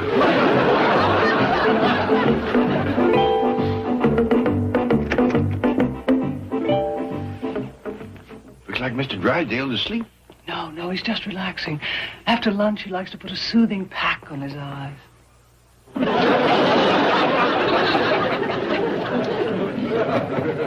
Chief. Mr. Drysdale. Gina. Chief, wake up. Oh, what a wonderful dream. I was all alone with Gina Lola Bridget. Chief. And she made a $500,000 deposit. Mr. Clampett, Jethro, come in. Sorry to bother you, Mr. Drysdale. No, it's always a pleasure. What can I do for you? Well, Jethro here has got a favor he'd like to ask you. Well, you just ask away, anything at all. I'd like to go to West Point. Well, that's no problem. West Point? You, Jethro? Why, ain't it a good school? Yes, it's one of the finest schools in the world. Well, boy, it looks like you made a good choice. Can you fix it for him to get in, Mr. Drysdale? Well, Mr. Clampett, in order for a young man to enter West Point, he has to have, it must Explain, Miss Hathaway. Well, first of all, the scholastic requirements for qualification are exceedingly stringent. He must have a great deal of academic preparation. Are you saying it takes a heap of schooling to get in? Exactly. Well, boy, here you're sticking with it clean through the 6th grade is finally going to pay off. Well, you don't have to go to West Point to learn soldiering, but there's an excellent military academy right here in Beverly Hills, Havenhurst. How's that sound to you, boy? Well, gee, I kind of got my heart set on going to West Point. But Havenhurst is so handy. West Point is 3,000 miles away. 3,000? Gee, if I went there, I'd just about have to give up Granny's cooking, wouldn't I? Would be a long way to tote lunch, yeah. Can I get to be a 5-star general at Havenhurst? Believe me, Jethro, you have a better chance there than you would have at West Point. Okay, I'll go. Well, thank you, Mr. Drysdale. Jethro and me will go over and get him joined up. No, let me prepare them first. I mean, I want to see if they're prepared to give Jethro the finest military training. Shucks, it don't have to be so fine. Just so long as I can get to be a 5-star general. Well, let me take care of everything, and I'll keep in touch with you. Well, thank you kindly. Bye, Miss Jean. Bye. Bye. Well, Granny, looks like this boy's going to be back in school real soon now. Military school. Mr. Drysdale's getting me in. It's right here in Beverly Hills. I can eat at home. How soon will this mess be ready, Granny? What did you call my victuals? Oh, that's military talk. When us officers eat, we call it a mess. And this here is what you call a mess hall. And you are the head mess maker. Granny ain't interested in military talk now. Why don't you get ready for school? Okay, but I'm awful hungry. What time is mess call, Granny? She'll let you know. Get going. Well, I'd appreciate it if somebody'd blow a bugle. That's what they do in the military. Kid Clampett, you take my word for it. More schooling is going to be the ruination of that boy. Now, Granny. He's got so much book learning in his head now, there's no room left in it for any sense. But this is a military school. Little taste of Army life ain't gonna hurt him. That boy never took a little taste of nothing. You heard him say he wants to be a general. Oh, he might be cut out for it. You got the feet for marching and the mouth for giving orders. All right, kid. From now on, this is your worry. I'm staying out of it. Okay. But it's you who have to explain to his ma. Explain what? Never mind. This is your worry. I'm staying out. Okay. But it's you who have to dry her tears, not me. Tears? Now, don't try and pump me. I'm staying out of it. Yeah, I gotta remember that. 40 acres of weeds from the poorhouse window is a mighty sad end. Huh? Jethro says he's going to a military school right here in Beverly Hills. Yep. Just a minute, Ellie. Your pa wants to ask me something. No, I don't. Well, that's your worry. I'm staying out. You don't? It's a school called Havenhurst, Ellie. According to Mr. Drysdale, it's a dandy. Well, can I go over there with him? And maybe I can meet some fellas. Sitting in the poorhouse window. That's where Pearl's gonna be. What's she talking about? She'll let us know. Well, quick as Jethro gets acquainted, he'll likely fetch some fellas home with him. Looking out at her 40 acres of weeds. What's that mean? There's a way to find out quick. Come on, Ellie, let's go call Mr. Drysdale. 'Cause her only boy won't be coming home to work them 40 acres that she's always counted on. He'll be going to school, learning to be a Beverly Hills general. Pearl sold off them 40 acres of weeds 5 years ago and made a pot full of money. Well, that's your worry. I'm staying out of it. Yeah, I forgot. What do you mean you couldn't get him in? Now, I gave my word to Jed Clampett, and when I give my word, I expect you to keep it. I did my best, Chief. I pleaded with the commandant, but he was adamant. Jethro will have to come in for a personal interview and take the standard entrance examination. Baloney. But the commandant said... Oh, nuts to the commandant. He's used to pushing little kids around. Well, let's see what happens when somebody looks him in the eye and tells him where to head in. Now, get back there and try. I'm going to lunch. Chief, please.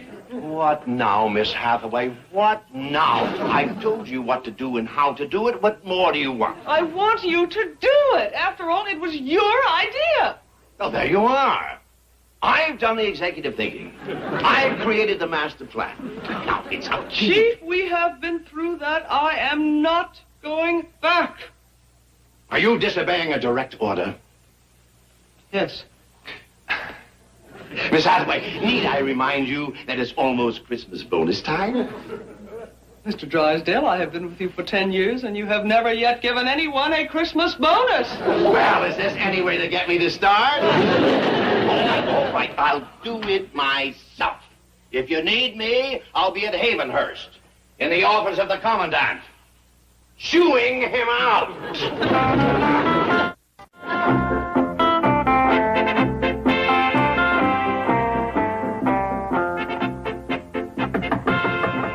Come in. Cadet Captain Harry Hogan reporting his orders, sir. At ease, Captain Hogan.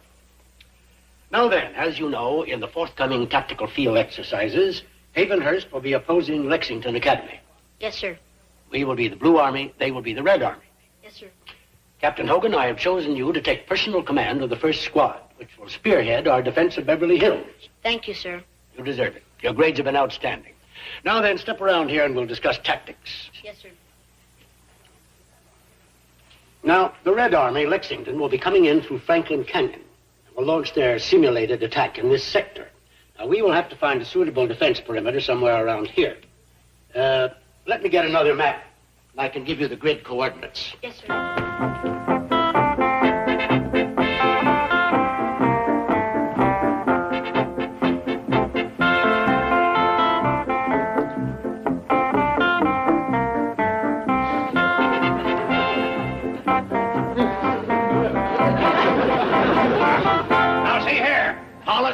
Let's get something straight. But, sir... You speak when I give you permission. Now, I have a boy I want enrolled in this school, and don't give me any hogwash about entrance exams and personal interviews. Is that clear? Perfectly. Hey, kid, your voice is changing. Who are you, sir, and what do you want? Oh, but he's... Oh, I guess I must have been... Yes, you did. I am Colonel Hollis. I'm Milburn Drysdale, sir.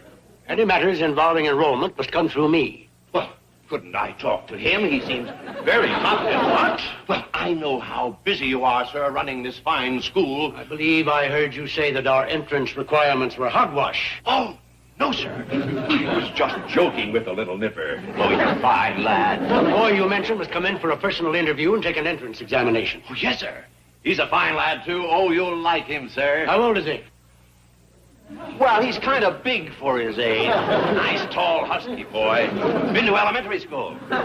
Oh, what is he, 9, 10? Oh, no, he's not that tall.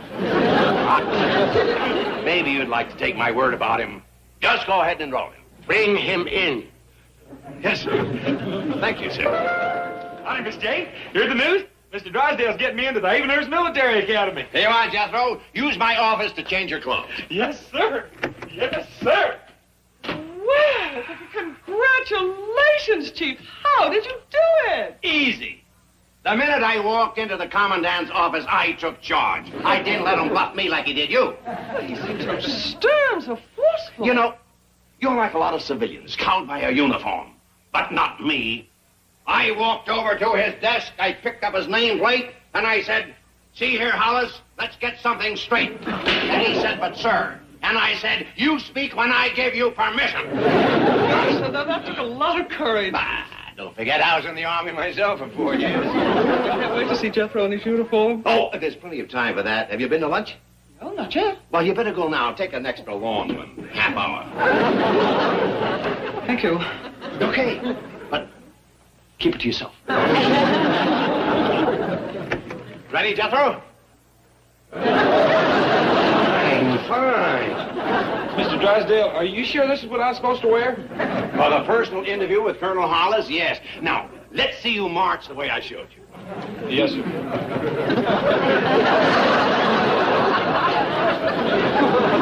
That's it. Excellent. All right, let's go. Oh, you better put this around you before we get to Havenhurst. Well, I'll be glad when I get my uniform. I sure don't feel much like a five-star general with this on.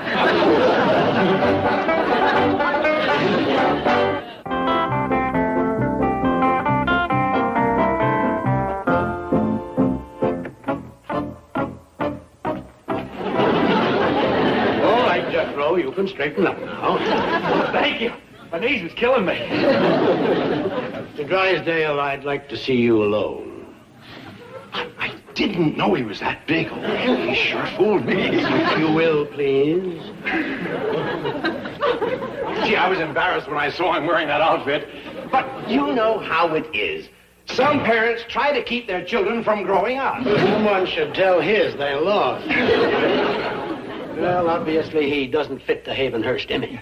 Well, he could get used to marching like this. Well, how did he do in the entrance exam? We didn't get that far. During the interview, it came out that his uncle's estate is located right here on this high ground overlooking Franklin Canyon. Oh, yes, he owns 12 acres right along that ridge. Perfect defensive terrain. Why, from this position, we could pin down their assault, counterattack on the flank, and save Beverly Hills. Save Beverly Hills? What? Lexington Military Academy. Every year we oppose them in tactical field exercises, and they've beaten us 9 years in a row. Oh, I see.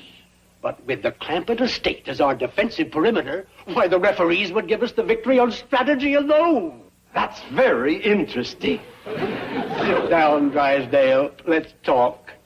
No, you sit down. I'll talk. Now, see here, Hollis. Let's get something straight. Come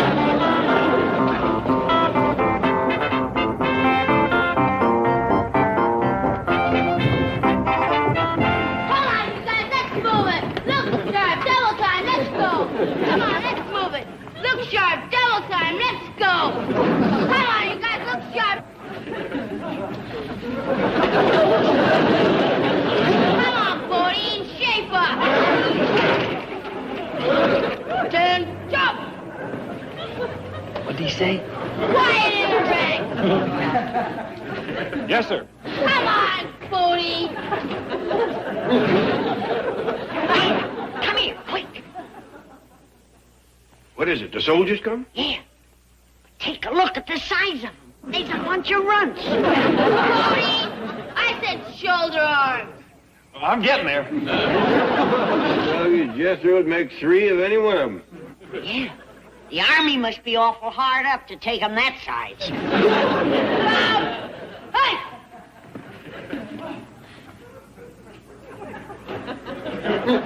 Voting! Yeah? Oh, you want me to turn around, huh? If you don't mind. No. Hey, Uncle Jed! Granny, look at me. I'm in the army. Voting! You're at attention. Well, that's my Uncle Jed and Granny. They live here. Quiet! Mr. Clampett, sir. Captain Hogan, commanding the 1st Squad Able Company. Well, howdy, Captain. This here is Granny. Ma'am? How old are you, Sonny? 9. 9. Well, almost. Has Colonel Hollis arrived, sir? No, you're the first ones to get here. Then I'll take charge and deploy my men along the defense perimeter. We're expecting the offensive to begin at exactly 1500 hours. Poor little fella. Ain't even old enough to tell time.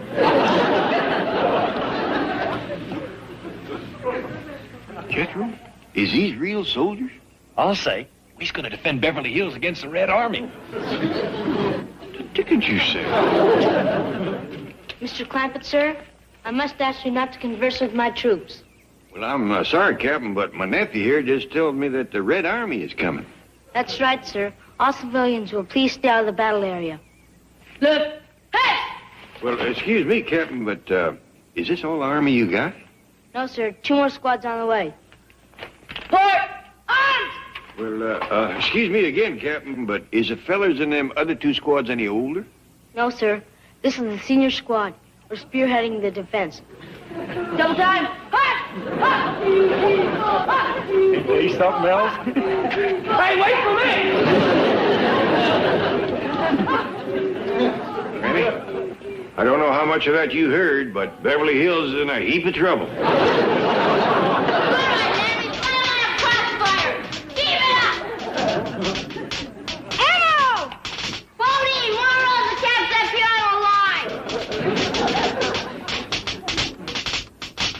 I'm tired of passing out caps. I'm gonna do some shooting now. Buddy! What you want? Come here. Well, I ain't had a chance. Quiet! You big meathead. You goof up once more and I'll bust you solo. You have to salute civilians. Do you read me, Bodie? Well, I hear you, if that's what you mean. Heavy, sir. We got the Red Army on the run. After the main counterattack. And you, Bodie. Bring ammo on a double.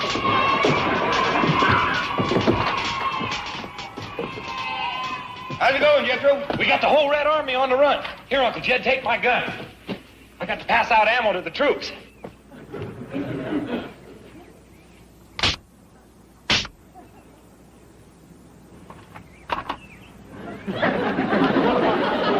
That dog is Granny. We don't have to worry about the U.S. Army. They is little but uncommon spunky. What you mean? Them young'uns is whipping the whole Red Army with nothing but cap guns.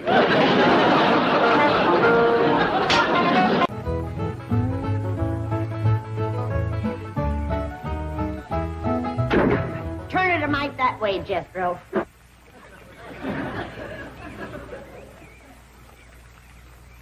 Only one bad thing about putting you still here, Granny. What's that? Drysdale place is downwind. The smell of your corn liquor or brewing is going to drive poor Miss Drysdale right out of her mind. She's a drinking woman. How do you know, Uncle Jay?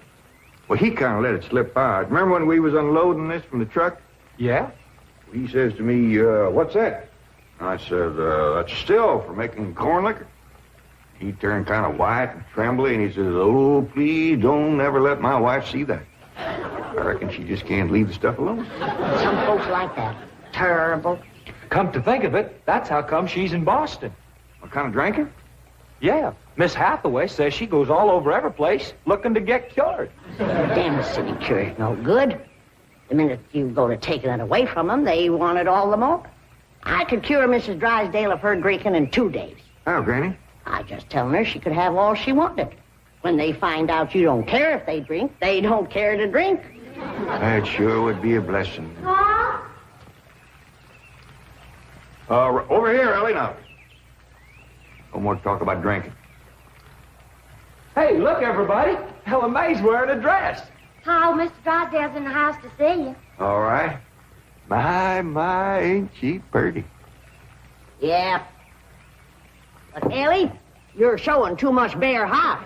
Well, that ain't her fault, Granny. She just got the dress on backwards. Ellie, honey, put it on the other way around. All right. Hold it. Hold on. What kind of a dress is that? Well, Miss Hathaway says it's a California sundress. Don't let no son of mine wear it. Daughter neither. Granny, you'd best get her into something decent whilst I talk to Mr. Drysdale.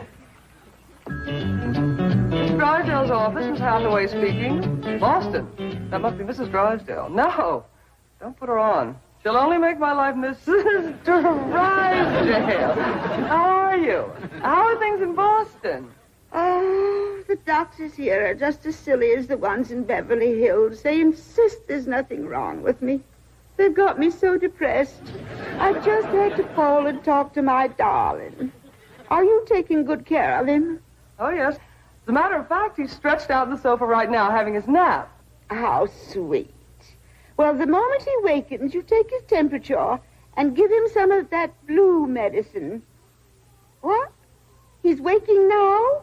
Oh, marvelous. Put him on. Tell him Mumsy wants to hear his sweet voice. Speak to your mumsy. He whined. Oh, he probably has a migraine. Oh, poor Patricia, my lord. Even made a hypochondriac out of you. Any message for Mr. Drysdale? Who? Oh, Melvin, my husband. Yes, well, is he there? No, he's up at the Clampett estate. Clampett. They bought the place next year is just about the time you left for Boston. I don't find them listed in the first families. You tell Milburn not to mingle with them socially until I've had a genealogical check run on them. We don't want riffraff living under our very noses. For pain, one swaller. Don't open near fire. I'll be right in, Mr. Drysdale. Thank you, Willie Mae.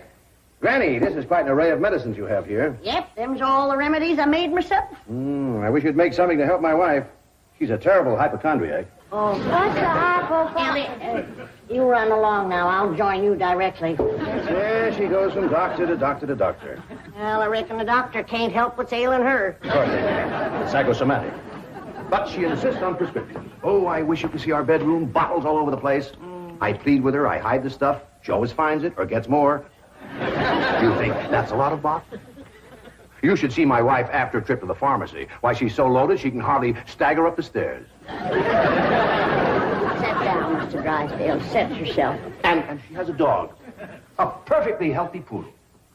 Now, would you believe that she Don't tell me. laps it up just like she does? Lord, look. You're sure toting a heavy burden. Now, maybe I can help you. Now, if she was to think that every time that she was to... You can just wear that barrel till your clothes get dry. What happened to Jethro? Get too close to a skunk? He jumped in the pond with his clothes on. Mr. Drysdale, I'm sorry to kept you waiting. Did Granny tell you about her complaints about the kitchen? Jed, I'm ashamed to mention my piddling troubles to a man bowed down with the misery he's got. You know his wife.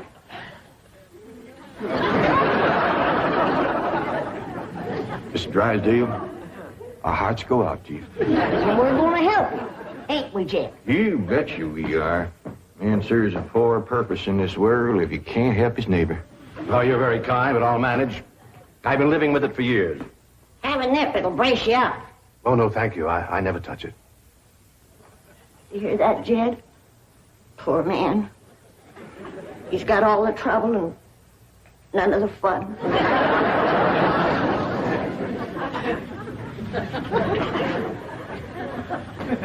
There goes a soft-hearted woman. Yeah. Now, about her complaints. Oh, yeah. Well, for one thing, that electric meat grinder has been giving Granny a heap of trouble. Electric meat grinder? Yeah, listen right here in the dish trough. Oh, it grinds the meat all right, but then you can't find it. It goes down that pipe. Granny lost 2 squirrels and a rabbit in that thing. That's a disposal. You only put things in there that you don't want. Now, Mr. Drysdale, that ain't altogether true. Granny sure one of them squirrels and that rabbit. And another thing, this here sideways pump don't work at all. We must have carried in a barrel of water to prime that thing, but it don't work. Oh, there's another thing. Every once in a while, this little thingamajig here makes a ringing noise like that. There it goes again. Well, that's the telephone. Someone's calling you. I don't hear him. They're calling you on the telephone. Say hello into it. Hello. No, you have to lift the receiver first. Now say it. Hello. Mr. Clampett? You said my name. Can he see through this thing? No. Mr. Clampett, may I please speak to Mr. Drysdale? Well, they sure can see, or else how would they know you're standing here? That's my secretary. She knows I'm here. Yes, Miss Hathaway. Mr. Drysdale, I have some messages. But I'll be doggone. Granny! Ellie Mae! Come look what we got! The Clampetts have just discovered the telephone. Hey, folks, Mr. Drysdale told me what y'all was up to. You can't talk to Ma on that thing. Well, look who's getting too smart for his britches. Too big for him, too. Mr. Drysdale says we can talk to her. Yeah, you think you know more than Mr. Drysdale? Well, I know Ma ain't got no telephone. Excuse me, Paul, operator. You sure spoil things. And who asked you to butt in? I get it. I know what to do when it does that. Hello? Yeah, he's here. Well, Oh, for goodness sake. Well, sure. Well, howdy there, Miss Drysdale. This here is yours. Margaret. Oh, how wonderful. What? Man? Oh, yes, the telephone man. Well, how are you? I'm worried, that's how I am. I'm afraid, Milburn, that you've let the wrong kind of people move in next door to us, and I'm dreadfully upset. Now, dear, you mustn't let yourself get into this condition. Control yourself. No, dear, you mustn't come home yet. No, not until we get them in shape. I mean, get you in shape. I'll let you know. Now, we'll wait until you're cute. Milburn, I want to meet the Clampetts as soon as possible. Now, when will that be? What about Christmas? Next year. Milburn, this conversation is making less and less sense. Now, I want the truth about the Clampetts, or I'm flying home immediately. Now, Margaret, please control yourself. I don't want you flying. No, please, dear, please, stay on the ground. Dear, why don't you lie down and take a sedative? And I'll call you from the office. Goodbye. I'm sorry, my wife. We understand. Well, I'll see you later. Keep your chin up. Poor me.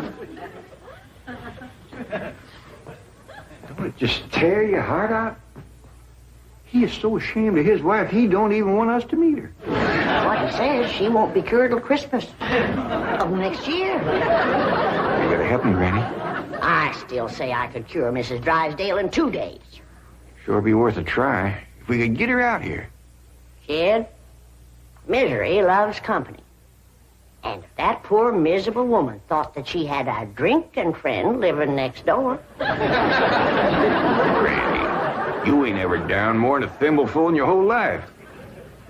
I know, kid. But it'd be worth a little white lie to help a neighbor and save a marriage. But how?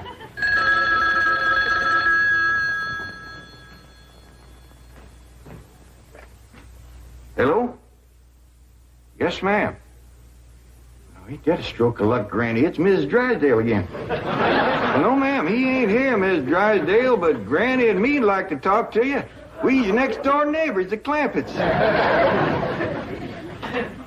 Listen, honey, I got my still set up not 50 feet from your back door.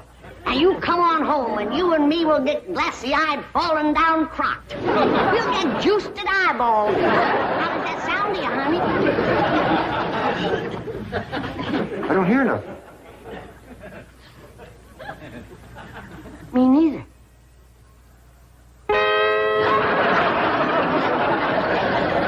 What do you mean my wife's on her way from Boston? The message I got when I tried to put through your call. She's on a jet, right? Never mind the grisly details.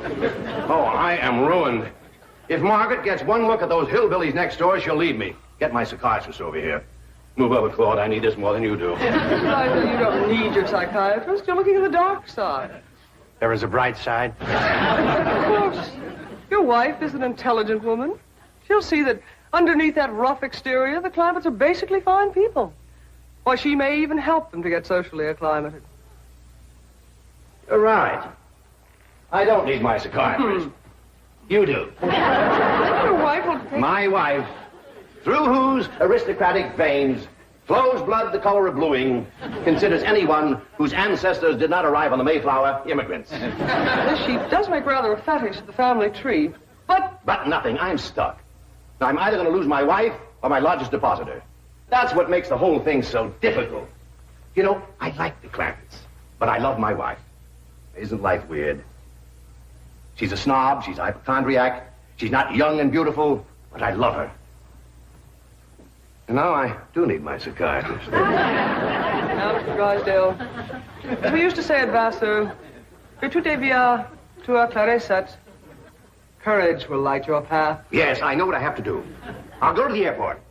I'll take Margaret in my arms. I'll look her in the eye and lie like a rug. I'll tell her the Clampetts have left town and put her back on the plane. I beseech you, do not become enmeshed in a web of lies. But it won't be a lie if the Clampetts are tricked into actually leaving town. But they're just getting settled. What could possibly induce them to leave town? That's your problem. Me? You expect me? But they like you. Finagle them into going to Palm Springs for a few days. No, no. I will not help you spin your deceitful web. Miss Hathaway, would you rather be an unemployed secretary or a spider with a raise? You know, I think the Clampetts might enjoy Palm Springs. Palm Springs? Where's that? It's about 125 miles from here. In the desert. Desert? Yeah, remember we crossed one of them on the way out here. All that sand? Yeah, I remember. You ain't getting me to no desert. Trees were so far apart, the woodpeckers had to tote lunch. But this is different, Granny. This is a beautiful resort with lots of trees and fine hotels and swimming pools. We got a pond for swimming right here. Ellie's out swimming right now. You didn't jump in with her clothes on, did you? I don't know. Oh, surely not. She promised to wear the lovely swim ensemble I got her. Yeah, she done just like Jethro. Here she comes with the dress shrunk clear up to her. Granny! What's the matter? All her hair come out. What? It's true. Ellie lost her beautiful hair. Heaven help her, she's bald as an eagle. Ellie Mae, take off your bathing cap. Oh, praise be. All right, but Ellie, you hadn't ought to went swimming with your clothes on and shrunk up that nice dress. This ain't a dress, is it, Miss Jane? No, dear, it's a beach jacket to wear over a bathing suit. Ellie Mae Clampett. Cover up your nakedness, child. That's the way everyone goes swimming out here. It's perfectly proper. Well, you wouldn't catch me in nothing like that. Me neither. Mr. Clampett, how would you like for a member of your family to become Princess of Palm Springs? What? They're holding a beauty contest at the Springs this week, and someone in this very room has the face and the figure to win. When the judges see her in a bathing suit... I told you I ain't putting on no bathing suit. Believe me, Mr. Clampett, this beautiful daughter of yours can win that Palm Springs beauty contest without even trying. Can we go, Pa? I'm sorry, Ellie Mae, but I just don't cotton to the notion of a bunch of strangers gawking at your bare limbs. Besides, we already know you're the prettiest. Why shame all them other girls? Run along and get some clothes on. Yes, sir, Pa. Mr. Clampett, I do wish you would reconsider about going to Palm Springs, even if Ellie Uncle doesn't... Jay, Duke, and... Howdy, Miss Hathaway. Jane to you, Jethro. Well, Jane to you, too. Duke and me's all set to go hunting, ain't we, Duke? Jethro, have you ever hunted in the desert? No, ma'am. No, it's a fascinating place. You might even see a mirage. If there's one there, old Duke will tree it. He's the best hunting dog there is. Well, I love hunting around Palm Springs. You'll all love Palm Springs. They have wonderful hotels. Have you ever stayed in a beautiful hotel suite? No, I ain't, darling. Granny, let's you and me go and leave these two lovebirds alone. No, wait, please, let me take you all to Palm Springs. Well, I'll tell you what. Why don't you take Jethro and Ellie Mae and me and Granny will stay here? Well, but then Mrs. Drysdale would see. I mean... Is Drysdale coming home? Is that why you was trying to get us out of town so we wouldn't meet her? Yes, that is the reason. I'm so ashamed I could die. Well, now, don't go to crying about it. The way I look at it, ain't nobody got a right to be ashamed of nobody else. Good Lord made us all, and if we's good enough for him, we sure ought to be good enough for each other. I'll tell you what. If this means so much to you, we'll all pick up and go to them Palm Springs with you. Oh, bless you. Mr. Drysdale will be so happy. I'll go help Ellie Mae pack.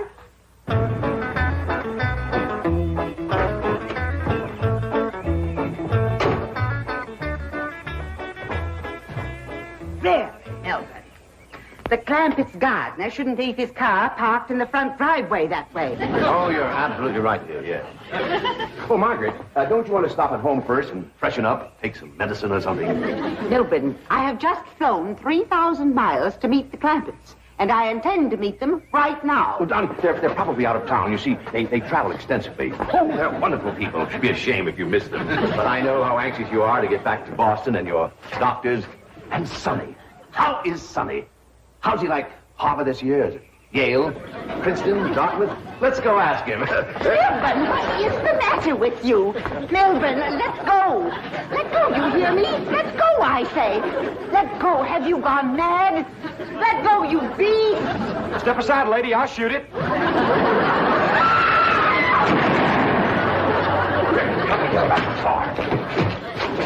What'd you shoot, Jethro? I think it was a fox. Who's that? My wife. And why aren't you in Palm Springs? Let's get her home as quickly as possible. What's going on? Jethro shot a fox. That's Miss Drysdale, stewed to the gills. No wonder they didn't want us to see her. Poor woman. You mean poor husband. Yeah. We can't go up to Palm Springs and leave our neighbor at a time like this. That's right. We gotta pitch in and see that his wife gets cured. Uncle Jed, are we going hunting? Might as well. It'll be a while before she sleeps that one off. Well, I hope there's some possum around. These skinny old California foxes ain't worth shooting at. Thought I heard shooting out here. Don't tell me you found game in these hills. We just doing a little target planking, Granny. We tried smearing molasses on that rock over yonder and picking flies off it. Yeah, not many of them showed up. Must be too cold. Okay, Paul. Y'all can commence the shooting now. Where's your target? See that tree at the bottom of the holler? You call that shooting? No, ma'am. But see that board leaning up against it? Ellie can hit that with her slingshot. We ain't shooting at the board, Granny. We was fixing to drive them nails sticking in it.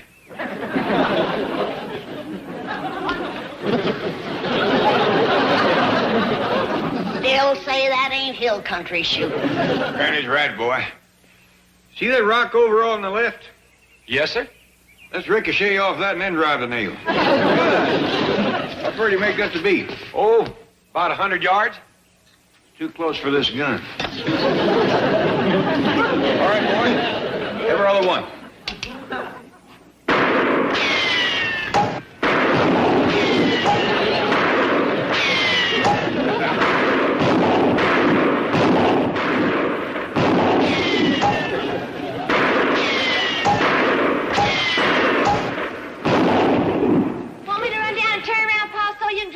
Through the other way? Well, it just ain't no sport at this distance. That's the truth. Why don't we all go out in the country where we can do some real shooting? Now, yeah!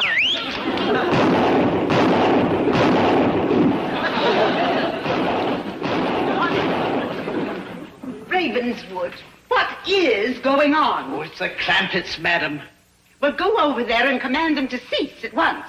Begging your pardon, madam, having survived the Battle of Britain, I don't wish to press my luck. Then summon the police. Oh, Mr. Drysdale has forbidden any such action. Well, something has to be done. This is Daddy's first visit. One look at those savages and he'll take the next plane back to Boston. Maybe they'll prove somewhat of a shock to the old gentleman. A shock? My father doesn't even know that people like that exist. He's spent his entire life among the aristocracy of Back Bay, Boston. Why, he hasn't even accepted Milburn yet. We've been married 25 years. Well, speaking of your husband, madam, perhaps he could persuade the Clampetts to take a trip. That money-hungry bourgeois. He's afraid to let them out of his sight. I'll do it. I must do it for Daddy's sake. Tell Perkins to pick me up at the Clampetts. We'll go to the airport from there. Yes, madam. Whereabouts should we go, Uncle Jed? Well, let's head for some tall timber. I hear there's a place out that way called Westwood. Sounds dandy. We ain't seen no real wood since we left the hill. Let her roll, boy. Hey, wait for us! Hey, yonder comes Miss Drysdale. On the double, too. Wait, wait! Howdy, Miss Drysdale. Want to come out in the country with us and do a little shooting? No, Mr. Clampett. My father is arriving from Boston this morning. Well, do tell. Well, ain't that nice? I don't believe we ever met you, Paul. I know. He never met anyone like you either. Don't they have millionaires in Boston? No, that wasn't what I meant, but never mind. I'm here to ask a very great favor. We'll ask away. Anything at all. Just tell us what we can do. Well, you see, Daddy is one of the leading citizens of Boston, and this will be his first visit out here. And I'm terribly anxious to make a good impression. And, well, I guess I'll just have to come right to the point. His plane will be arriving soon. Could I persuade you Clampetts to take a little trip? Why, you bet you can. Wonderful. We'll go right out to the airport and fetch him. What? Billy and me'll stay here, so you can go along. Sure. You and your pa can ride up here on the bench. Good thinking, girls. It's a dandy view from up there. She can show them the sights. You too, Duke. Come on down. Oh, no, Mr. Clampett. Well, all right, if you want to take him. Your pa partial to hound dogs, is he? Never see a finer one than old Duke's. Keep you warm up there, too. Come on, Miss Drydale. No, I wouldn't think of letting you drive me to the airport. Why, shucks, it's our pleasure. It'll show your pa what kind of neighbors you got.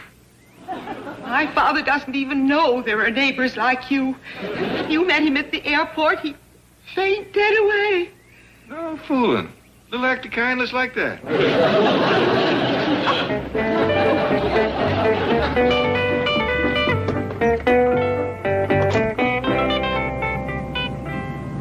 Wonder why she changed her mind. It seems her pa ain't used to friendly neighbors. I know how he feels. That Boston must be a heap like Beverly Hills. Yeah, but Miss Drysdale figured meeting us right off might be too much for him. Poor old fella. Milburn, Daddy is here. Rise.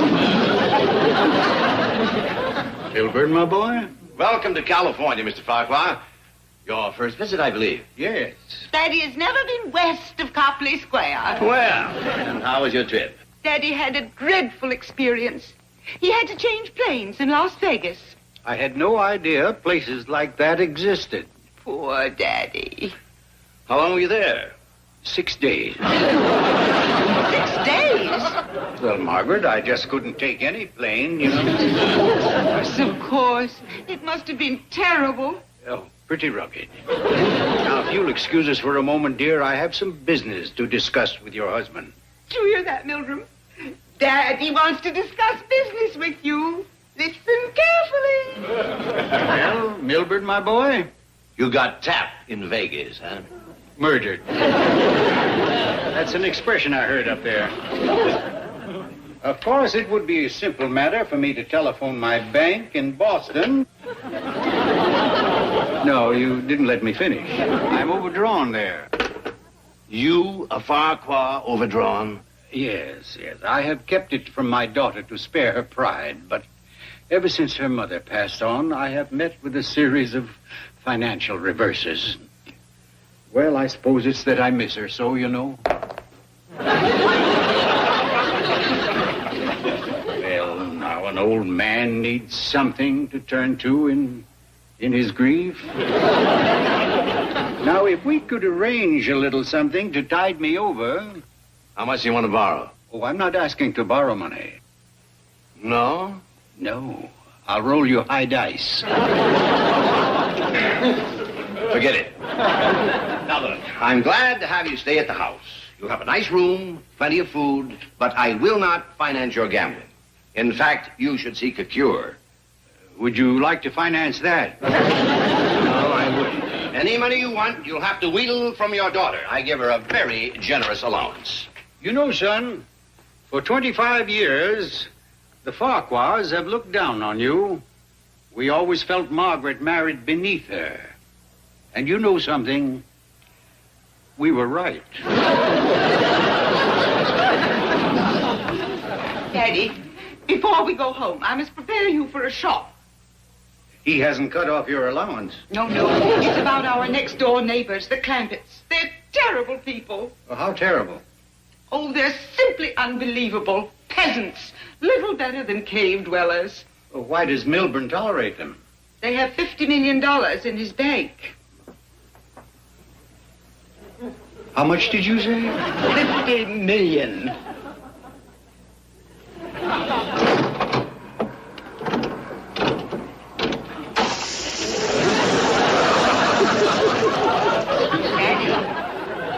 Daddy? Hmm? Oh, yes, dear, yes. Steel yourself for the Clampetts. I'm ready, dear. I'm ready. You say those millionaires, those peasants, they live over that way, huh? Yes. Mercifully, the hedge conceals them from view. Money hasn't changed them at all, huh? Not a bit. They don't know what to do with it. You don't say. Daddy, they're such a blight. If only someone could rid the neighborhood of them. Well, I'll do what I can to clean them out. Stay away from them, Daddy, please. Beg pardon, madam. The upstairs maid wishes to speak to you. Oh, excuse me, Daddy. Ravenswood, serve Mr. Farquhar. Yes, madam. Just plain, Ravenwood. Yes, sir. Oh, tell me, those Clampetts next door, I suppose they're a rowdy group, huh? Gamble a lot, play poker, shoot dice? Oh, no, sir. They're simple people. Rustic types. Oh, rustic, huh? Well, that'll help. Oh, say, this is superb. Now, you didn't learn to make tea like this out here. No, sir. In the old country, sir. The home of superb tea. Really? You don't talk like a Bostonian.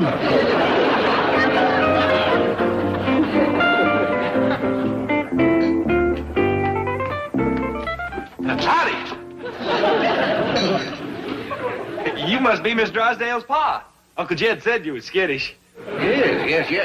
Who are you? I'm Jethro Bodine. Oh, for a moment I thought you might be one of the Clampetts. Well, I am. Uncle Jed's my uncle, Cousin Ellie's my cousin, and Granny's my grandma. Genealogically speaking, that computes. Huh? There are 4 of you. Just a minute. Yeah, that's right. What's your name? Lowell Redlings Farquhar. Oh, go on. That's really my name. Well, would you mind if I just called you Shorty? Well, all right, go ahead, Jethro. Thank you. I hope I ain't friendly enough to you too fast, but Granny won't bust out the company victuals till we's all good acquainted. As a matter of fact, I'm anxious to get all good acquainted with you Clampetts, too. Hot dog! Let's go! Here, wait! What are you doing? Jed, my possum is coming on for done to a turn. How long we gonna have to wait for that Boston fella to get unskittish? Well, if Miss Drysdale don't fetch him over here to meet us pretty soon, we're gonna have to figure out a way to commence breaking the ice. I can do that. Got a little icebreaker right here. Don't get too handy with that jug. You might be a temperance man. Jethro's coming with Miss Drysdale's pal. Hi, everybody. This here's my Uncle Jed, my Cousin Allie, my Granny. Come on, Shorty, let's go wash up and eat. Yes. Put that man down. I tried that, Uncle Jed, but he couldn't keep up with me. Put him down. Thank you. I'm real sorry, Mr. Farquhar, but when Jethro has an empty stomach, he gets a head to match. Now, boy, you go in the parlor and lay a fire. Ain't we gonna eat? Do like I tell you. Gee whiz, after I went and toted him over here, introduced him and everything. Hey, you go on upstairs and put on a pretty party dress. Yes, sir, pal. Well. How do you like your possum, Mr. Farquhar?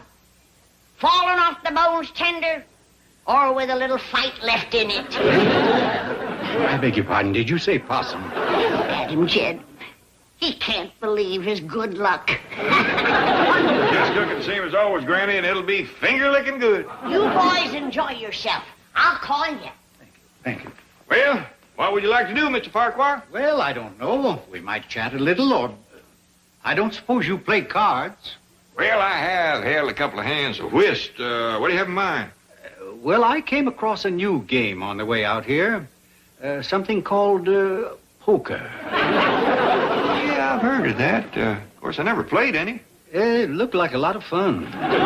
Shall we give it a try? Well, I'm sorry, but I haven't got a deck of cards in the house.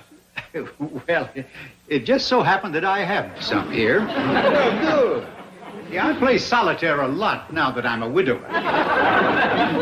Widower now.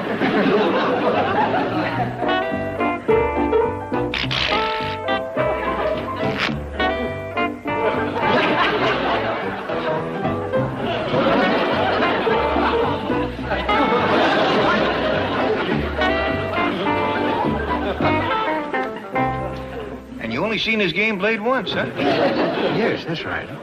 You sure picked it up in a hurry. Yes, didn't I? Now, each one of these matches is worth $100. What didn't you say? I'll have to speak to Jethro. He uses $1,000 worth just getting the fire going. Is that right? Now, we'll start off by playing a little game called Seven-Toed Pete. I thought we was going to play poker. It's the same thing. You learn me as we go along, huh? You can depend upon it. What a nice you. It's a pleasure.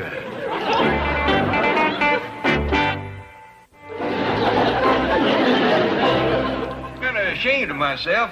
I ain't learning this game worth shucks. Oh, no. You're doing fine. Fine. I'll tell you what.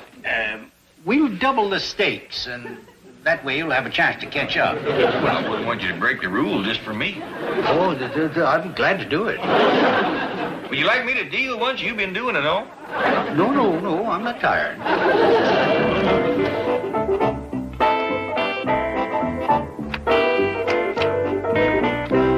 How's it going? Oh, fine. You boys shouldn't play with matches. We's ready for that possum any time, Granny. It's gone, Jed. Gone? That stomach that walks like a boy. Got it. This news is going to lay heavy on Mr. Farquhar. Oh, yes. I'll be greatly disappointed. I can open up a can or something. That'll be fine. Now, let's see. I can give you canned crawdads, crow gizzards, hawk eggs, gopher shanks. Why don't you surprise us, Granny? No surprise. I'm really not hungry, you know. I know how you feel. When you got your heart set on baked possum, nothing else sounds good. How true. Can three play this game? Oh, yes, indeed. You sit down. And we'll open up another box of matches. Give Granny some matches here, will you? You'll enjoy this. What? They told me at the club to rush right home. What's the matter? What happened? Have we been robbed? Oh, no. Daddy has disappeared. For that you called me off the golf course? Listen, Margaret, I had John Cushing 2 strokes down on the 9th hole. I was a cinch to win $20. But I don't think you understand the gravity of this situation. One moment Daddy was sitting here having tea, and the next moment he was gone. Well, that's one relative who doesn't wear out his welcome. Search the ground and there's no trace of Mr. Farquhar. Call the FBI. Call the drugstore. He's probably out in front matching coins. Oh, you lout. My father is a Farquhar. Do you think he'd stoop to gambling? No, of course not, dear. I was only joking.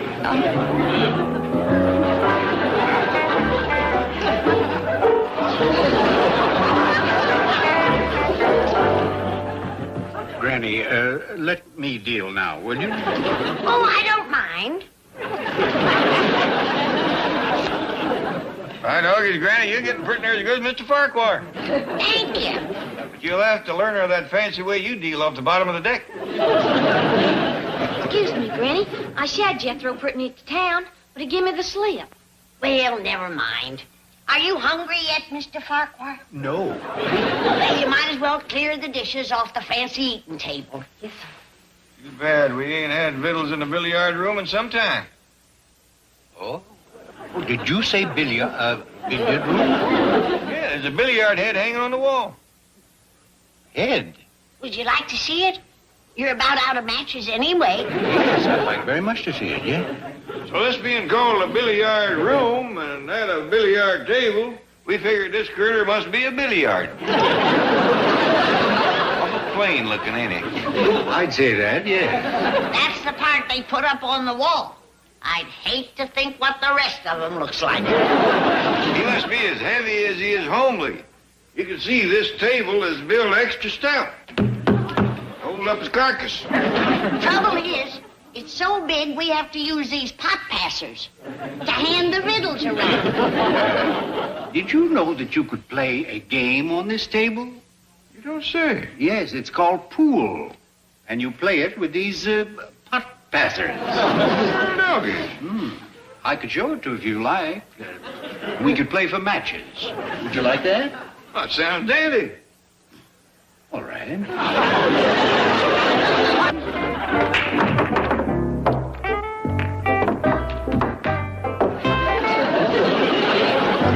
Are you sure you've never played pool before? Nope, but it reminds me for all the world of ricochet shooting.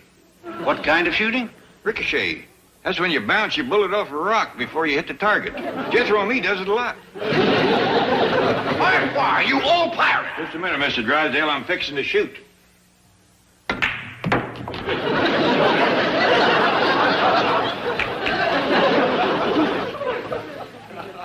Now, what was it you wanted, Mr. Drysdale? I don't remember. Rack him up, Mr. Farquhar. Mr. Farquhar, Ellie Mae says that these poker matches come to $472,000.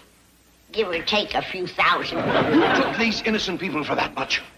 No, that's what I owe them. I don't know where you buy your matches in Boston, Mr. Farquhar, but you're getting overcharged something awful. Now, why don't you take these back with you? You can sell them at a nice profit. You mean that I don't owe then? I'm not expected to pay? Let's forget about the matches. We'll both enjoy the game better if we don't have to keep track. Well, that is wonderful. Grab yourself a pot passer, Mr. Drysdale. Rack him up, Mr. Farquhar. Don't figure on playing more than an hour, Lowell. I just stuck another possum in the oven for you.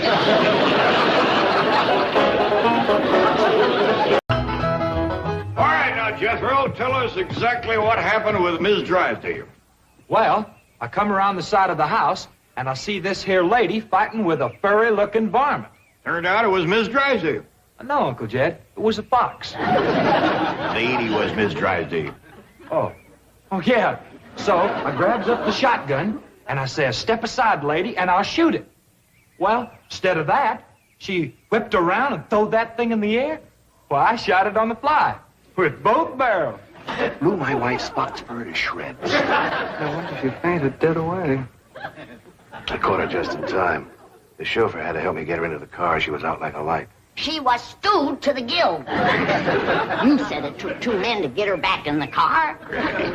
You know, Jethro, could be that there fox was Ms. Drysdale's pet. Why in tarnation would she want a sneaky old fox for a pet? 'Cause them kind of people are liable to do anything. What kind of people? Ask your pa. Well, I reckon I can't protect you from the ugly side of life forever. You see, Miss Drysdale is what city folks calls what was their husband called it, Granny? Hypochondriac. Yeah, that means she drinks a little. Well, let's be thankful for one thing, Mr. Drysdale. What's that? The tree outside the window. It completely obscures her view of the Clampett estate. Yes. And if that tree should ever lose its leaves and she gets one look at those hillbillies... It shall not happen. The Clampetts have agreed to accompany me to Palm Springs. Fine, fine. Now, you keep them there until I get Margaret back to Boston. Can do and will do. Maybe it's for the best that you know about that poor woman next door, Ellie. Now you can pitch in and help us get her cured. Yep. I'll need you to help find the makings from a sobering up mash. That's what I'll give her first. But Miss Jane said she was taking us to Palm Springs. Folks don't run off and leave the neighbors when he's in trouble. What all you gonna need for your sobering up mash, Granny? Well, most of the stuff I got. But it takes pecan root, wretchweed, sourdough, skunk oil, chimney soot, spider webs, horse beard, snake bark, pepper leaves, chicken gizzards, stump water, coal oil, slippery elm ooze, and turpentine, and a few more things that's secret. Oh, and the biggest toad you can find. Granny, you use a live toad? That's just for testing. I give it a swaller to see how far it jumps. Last time Granny used a sobering up mash, set a new record.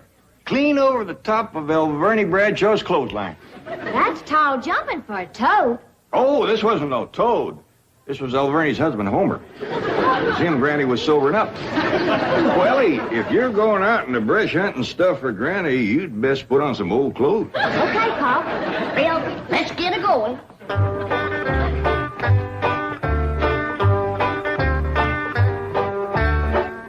Oh, I pert near forgot.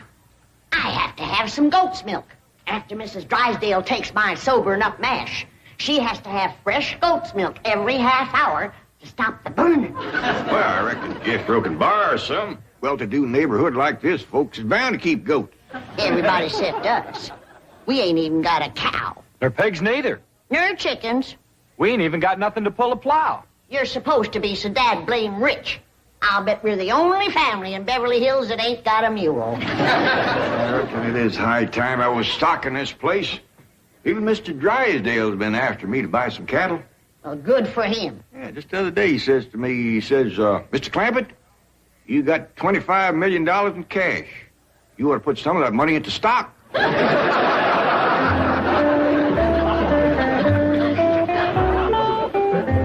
Well, we better get busy now if we're going to find... There goes that music again. Jethro, did you ever find out where that's coming from? No, sir, I didn't. Every time I went to looking for it, somebody always come to the door. This time I'm gonna find it for sure. Yeah, good hunting. Me and Granny will be figuring out what stock to buy.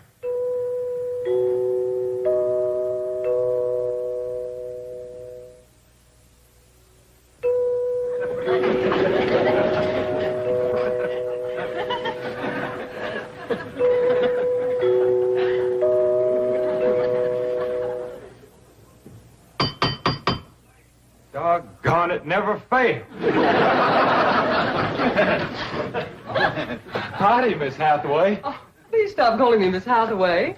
Now, if I can call you by your first name, Jethro, surely you can do the same for me. But, Please? well, howdy, Miss Jethro. How about calling me Jane? I like that better. Well, are we all set to leave for Palm Springs? No, ma'am. Uncle Jed and me's going to town and buy some stock. Stock? Yes, ma'am. Mr. Drysdale, he told Uncle Jed he had ought to put some of his money into stock. He dictated a memo on that. But you needn't waste time driving into town. You can order your stock by telephone. Now, here are Mr. Drysdale's recommendations. He doesn't want your Uncle Jed to get a bum steer. Oh, Uncle Jed, he wouldn't buy no bum steer. They should be cautious in the bull market. You gotta be careful with cows, too. I don't need this list nohow. Me and Granny's already figured out what we want. That's right. A pair of goats, 3 pigs, 4 cows, a bull, a mule, and a dozen chickens. Reckon we get all that on the truck? Don't have to. Miss Hathaway says just call on the telephone and they bring them out. Oh, now, ain't that nice? Hello? Jed, I watched that banker feller. You have to stick your finger in them holes and spin her a while. All right.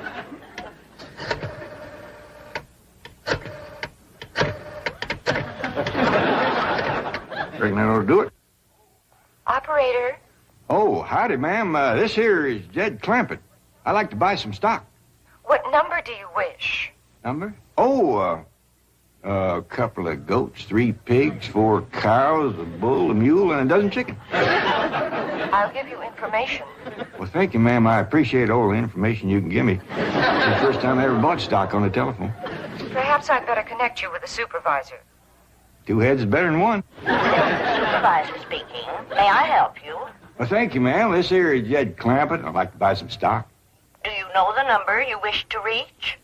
Well, that's more or less up to the animals. But the number I want to start with is a couple of goats, 3 pigs, 4 cows, a bull, a mule, and a dozen chickens. It sure is a dandy pen, Jethro. As soon as Ellie gets back from the Drysdale, she can milk this here goat.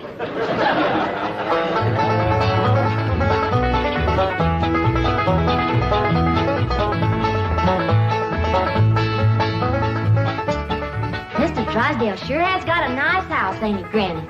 Yep. Nice house, nice car, nice job. But the evil of drink has sure laid a heavy hand on his heart. Never forget, Ellie, drinking is a curse. Do you take a drink now and then, Granny? Never more than a thimbleful.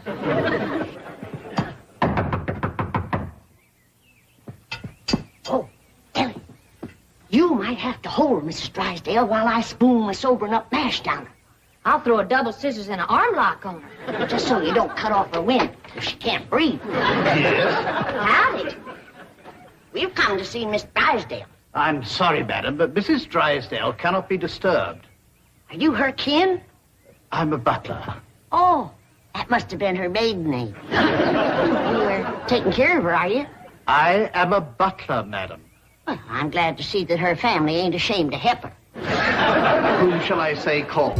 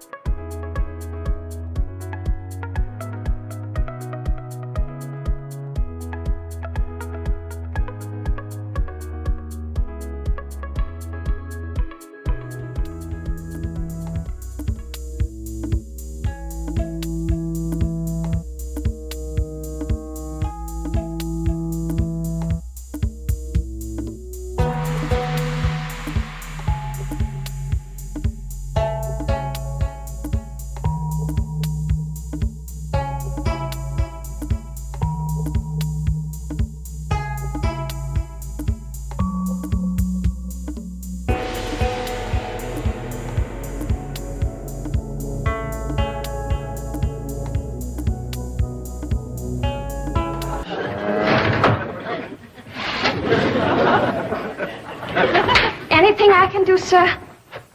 Pray, Marie. Pray. Yes, sir, Mr. Drysdale. I finally took your advice and put some of my money into stock. How's that goat milk, Ellie? Just fine, Pa. As sure as a dandy pen, Mr. Drysdale. Yeah, good stout fence around outside. Of course, that one across the middle ain't so much. The bulls already jumped it twice and ain't even mating season.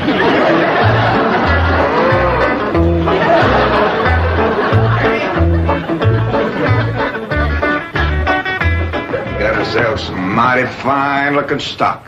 Of course, they need a little fattening up. Mr. Drysdale happy to see him? Granny, he was so happy he couldn't talk. He just kind of hung on a fence and made little gurgling noises in his throat. Well, that poor man has some joy coming to him. I'm glad to be able to help him to forget his trouble for a spell. Here's the goat's milk, Granny. Oh, good, Ellie. Now, you run that right over to Mrs. Drysdale. That sobering up mash smarts considerable unless you follow it up with fresh goat's milk. Ellie, Mr. Drysdale ever find his tongue? Yeah, Pa. Whilst I was milking the goat, I heard him kind of mumbling like he was giving thanks. He says, "Oh, what have I done to deserve this?" Lord love, ain't that pitiful? Oh, hurry. Hurry, child, now hurry. You know, Granny, it gives a person a mighty good feeling to help a neighbor. You betcha. And he needs us, because his wife's kin ain't no help. Who's that? That high and mighty Mr. Butler, that came to the door when Ellie and me took the mash over. Wouldn't let us see Miss Drysdale. Well, now, you can't hardly blame him for not wanting folks to see it. Uncle Jed, the bull jumped that little fence again, so I tied him back over on his side. Where's Mr. Drysdale? I asked him to come in for some coffee. It was the funniest thing what happened to him. You know how he was hanging on the fence of the stock pen, kind of gurgling and mumbling happy-like? Yeah.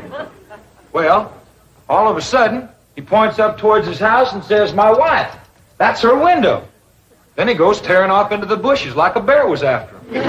She took some mash and he seen her jumping. Like Ellie's gonna get there with the goat's milk just in time. Oh, Sonny. Sonny, your mumsy just had the most ghastly dream. I was going to see our new neighbors, the Clampetts, and suddenly this dreadful giant appeared with a huge gun and shot my beautiful fox first. Isn't that the most dreadful... Claude, what are you eating? Oh, did Ravenswood bring my darling boy some nice scotch? Claude. Claude! Marie, come and get Claude. What's the matter, dear? Claude, he's having a seizure or something. Is something wrong? Yes, Marie. Open the window. Yes, let's have some fresh air. No. You take Claude to the doctor. I'll get the window.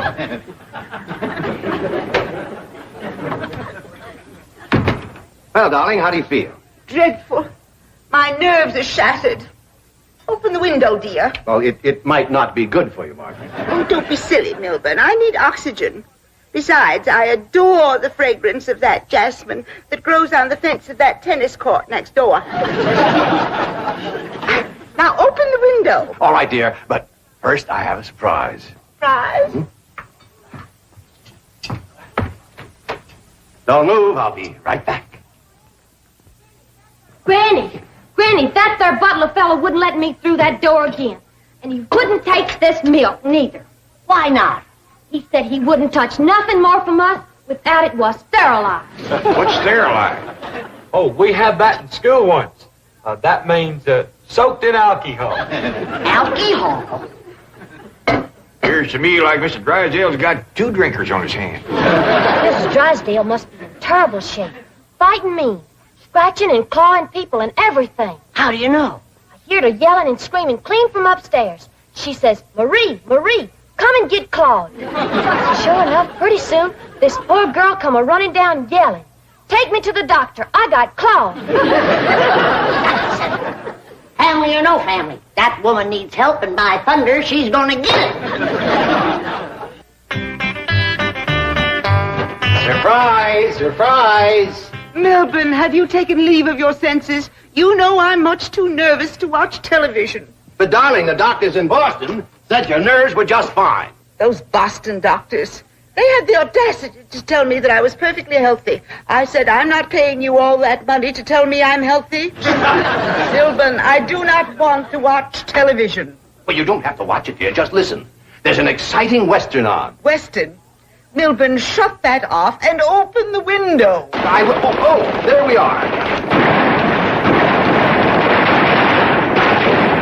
Milburn, are you going to open the window or am I? I am, dear.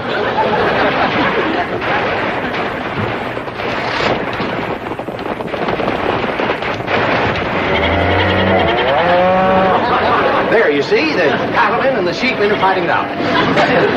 Well, if you won't turn it off, I will. Oh, dear, I do admit that's a very old plot, but I'm sure we can get something better.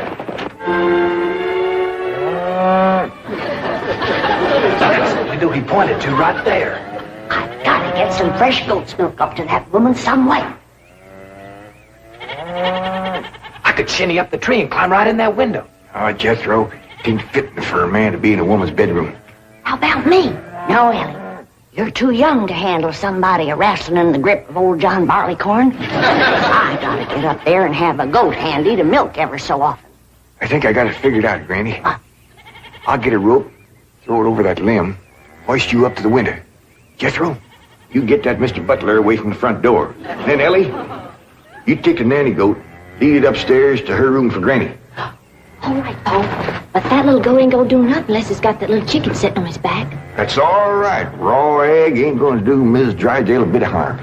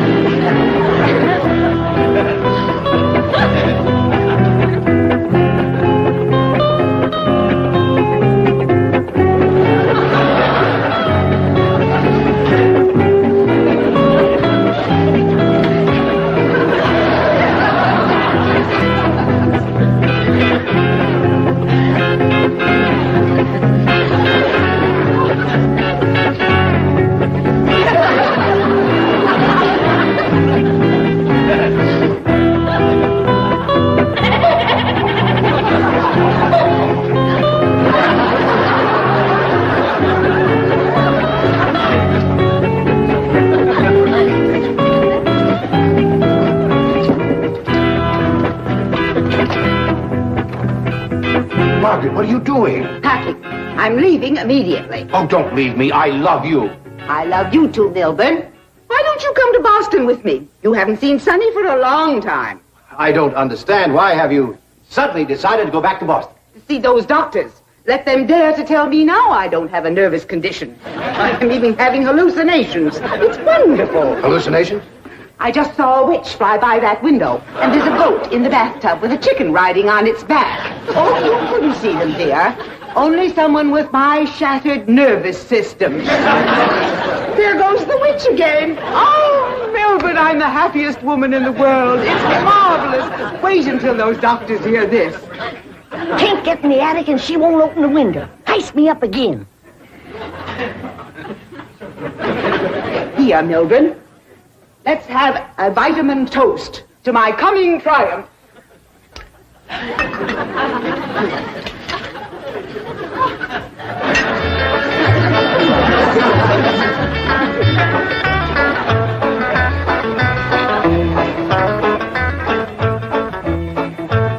It's too late, Jed. What do you mean, Granny? We didn't... Yeah, Ellie?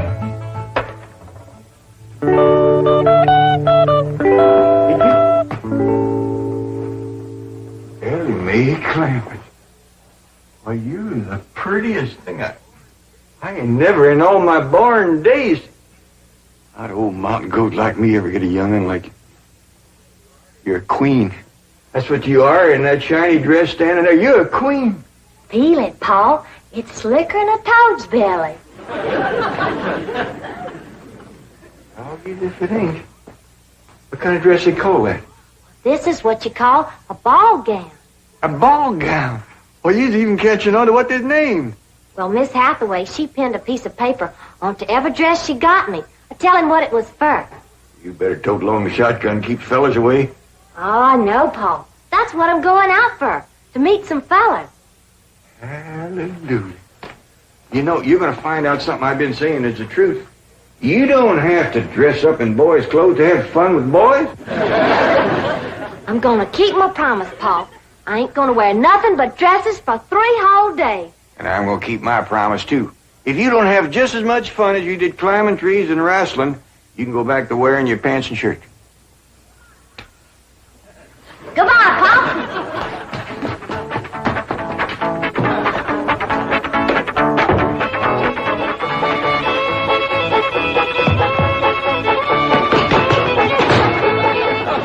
What you doing? Killing ants? Hey, this place ain't got no ants. I'll tell you something else it ain't got.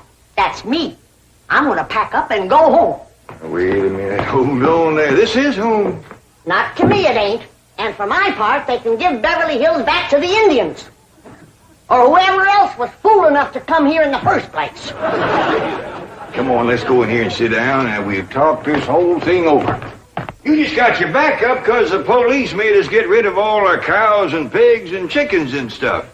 Well, that didn't help none.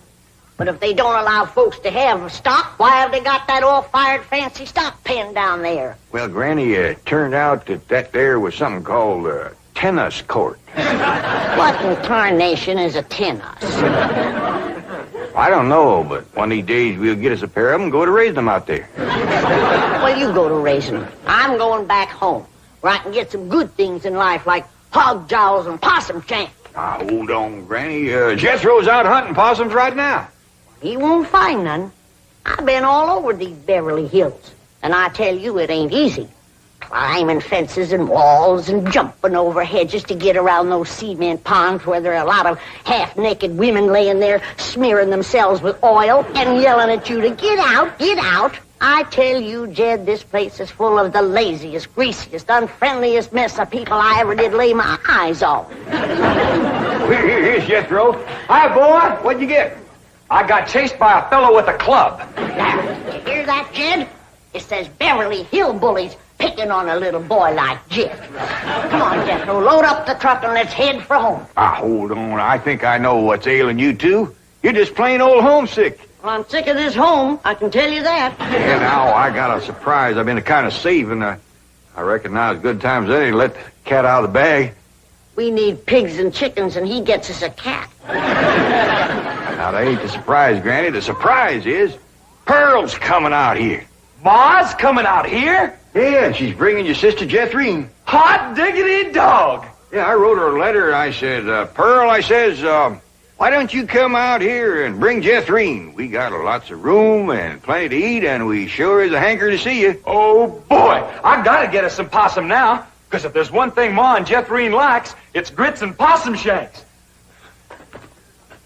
You don't look particular cheered up, Granny. Jed, you might fool that boy with a story like that, but not me. What do you mean? Since when can you write letters? No, Granny, now wait a minute. Wait a minute. Granny, I didn't write that letter by hand. Held the pencil betwixt your toes, did you? No, I wrote it by a new way. The banker's secretary showed me. It's called dictation. What's dictation? Well, it's wonderful, Granny. You just talk and she writes it down. She sure must write fast. Yeah, with a bad hand, too. She got a bad hand?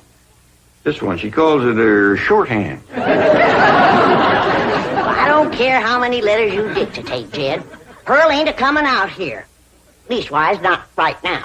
Well, sure she is, Granny. She's looking to find a husband for Jethrine. I'll tell you who Pearl is looking to get a husband for her. Pearl. And I think she's got her cap set for that oil man that bought your swamp. Mr. Brewster? Why, he lives clean over to Tulsa. Yeah, but pumping oil brings him over to your place. And I'll bet you pigs to polecats that when he shows up, Pearl ain't fur behind.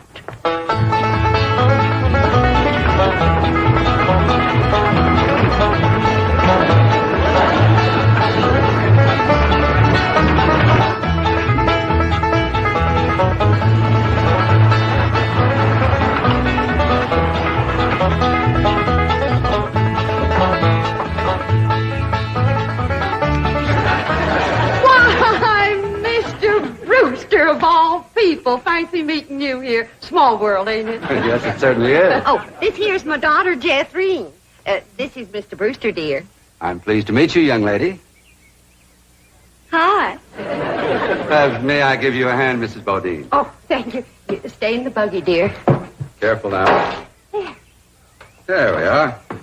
Well, I see you girls are on your way to a Halloween party. What kind of party? Halloween. What's a Halloween? You don't celebrate Halloween here in the hills? Well, I never heard of it. What's it like?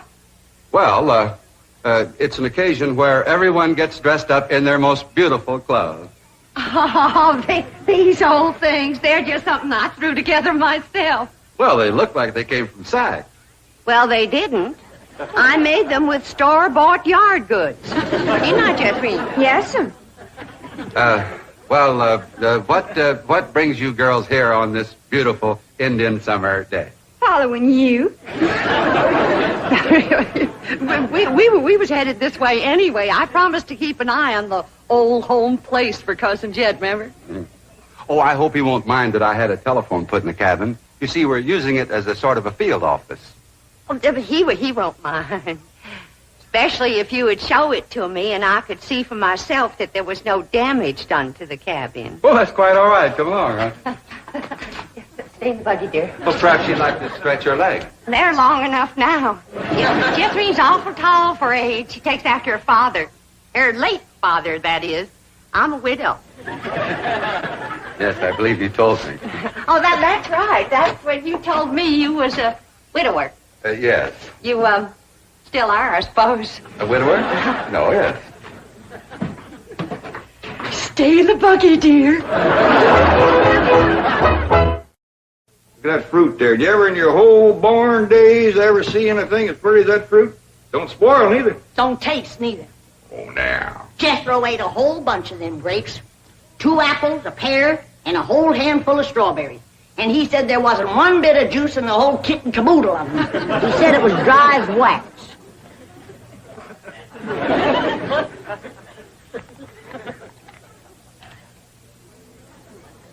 This is mighty dry and gummy. Maybe you ain't supposed to eat this fruit. That's the trouble with this miserable place. You ain't supposed to do nothing. You ain't supposed to have cows or pigs or chickens. You ain't supposed to fire up the still and make a little moonshine whiskey. Answer me, what can you do in this Beverly Hills? Well, you can do lots of things, Granny. Things you couldn't do back home. Name one. Well, you can call up your friends on the telephone. No, you can't. Why not? 'Cause we ain't got no friends, that's why not. There ain't been one neighbor come a-calling on us since we moved in here. Oh, so that's what's ailing you. Nobody's been coming to call. Well, now you gotta remember what Pearl said. This here is Beverly Hills where the movie stars live. What's that got to do with it? What's that got to do with being friendly? Nothing, I just thought it might sidetrack you. Well, it didn't. Movie stars are people just like us, ain't they? Yes, they're prettier. Wouldn't it be worth waiting for if one of these days they come a knock on the door and we go to answer it, we open up the door and standing there would be Mary Pickford. Mary Pickford? Yeah, with the golden curls hanging down her back and her pretty little rosebud mouth saying friendly things like, howdy there, I'm Mary Pickford. Oh, you'd say to that? I'd say, who's Mary Pickford? That's what Granny, she's America's sweetheart. You know that movie house where Pearl plays piano on Saturday nights? I heard of it. Well, she says little old Mary is everybody's favorite. Well, tell me this. If Mary Pickford moved in that little cabin down the creek from us back home, what would we do? Oh, we'd have gone calling and brought her over a mess of pone and skinned possum. Yeah. And has Mary Pickford brought us a mess of pone and skinned possum? No, she ain't. You gotta remember, Granny, she probably spent 4 or 5 hours a day just fooling with and combing that beautiful curls hanging clear down Uncle Jan! Well, hello, Jethro. What'd you get this time? I got arrested. Yeah. Policeman, he took my gun away. He said they don't allow hunting in Beverly Hills. That does it. That does it. Then he pointed to old Duke here. He said that dog had his rabies shot. And I said, no, sir, that dog ain't had nothing shot. I'm careful with a gun. What'd he say? He said, oh, wise guy, huh? So he put Duke and me in his police car. But we jumped out and run. Oh, is Ma and Jethriene here yet? No, and they ain't a-coming. Now, if you want to see your ma and your sis, you pack up that truck, and you and me will skedaddle back home where folks is friendly. Now, Granny. Oh, God, if she ain't the muliest little woman. Granny, now, just a minute. Now, Granny, will you just let me say one thing? Well, you be quick, because I got a long trip ahead of me. Granny, I know it ain't been easy for you out here. New things is always vexing, especially at your age. But I'm bound and determined to keep this family together. And if you go back to the hills, we's all going with you. I'm asking you, please, to stay. Not for my sake, but for Ellie Mae. Granny, what this place has done for her is a plain miracle. Why, that wild Injun has become a grand lady. I wish you could have seen her go out that door looking like a queen in a picture book. I tell you, I just wanted to sit down and bawl the way you done when I married her ma. Now, she's just... She's out there now. Not just wait, Granny. Wait till you see. In here, Ellie Mae. Huh? You sure was right. Oh, hi, Granny. You don't have to wear boys' clothes to have fun with boys. May, you promised me you wouldn't wrestle. I ain't been wrestling. Now, what have you been doing in your ball gown? Doing what I'm supposed to do, playing ball.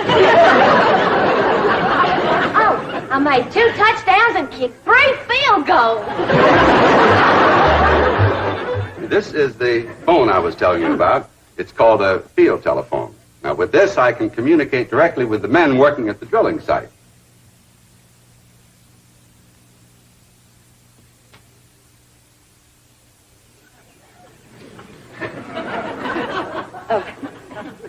Any young men down there? No, yes. Any unmarried young men? I'm sure there are.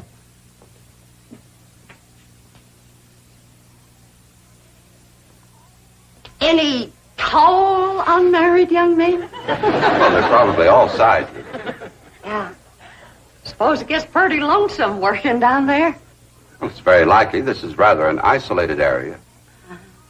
Any specially tall, specially lonesome, unmarried young ones? I don't think I can call any by name, no. Uh-huh.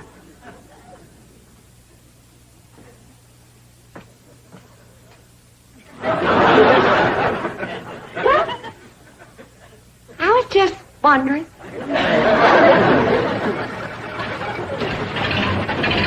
Excuse me, ma'am. Could you tell me where the oil drillers are working today? Well, now. What have we here? Rebecca of Sunnybrook Farm, and pretty, too. Ooh-wee. I bet you're an armful of mama. I mean it, honey. I like big girls. You just do things to me. You carry me away. All right. Hey, what's going on here?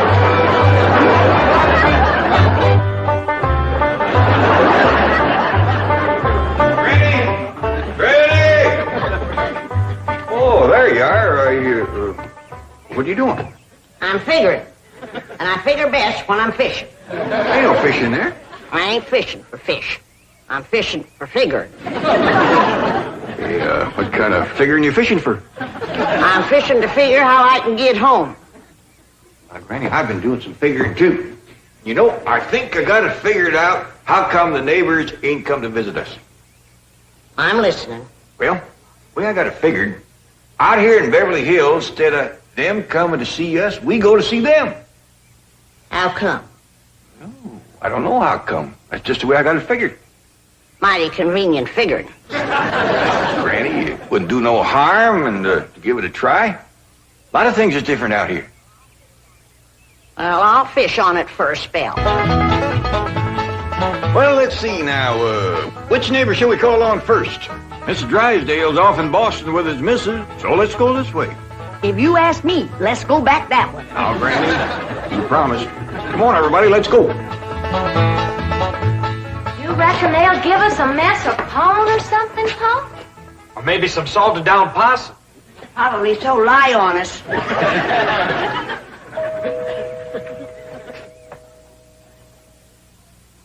I'm not expecting anyone, Agnes.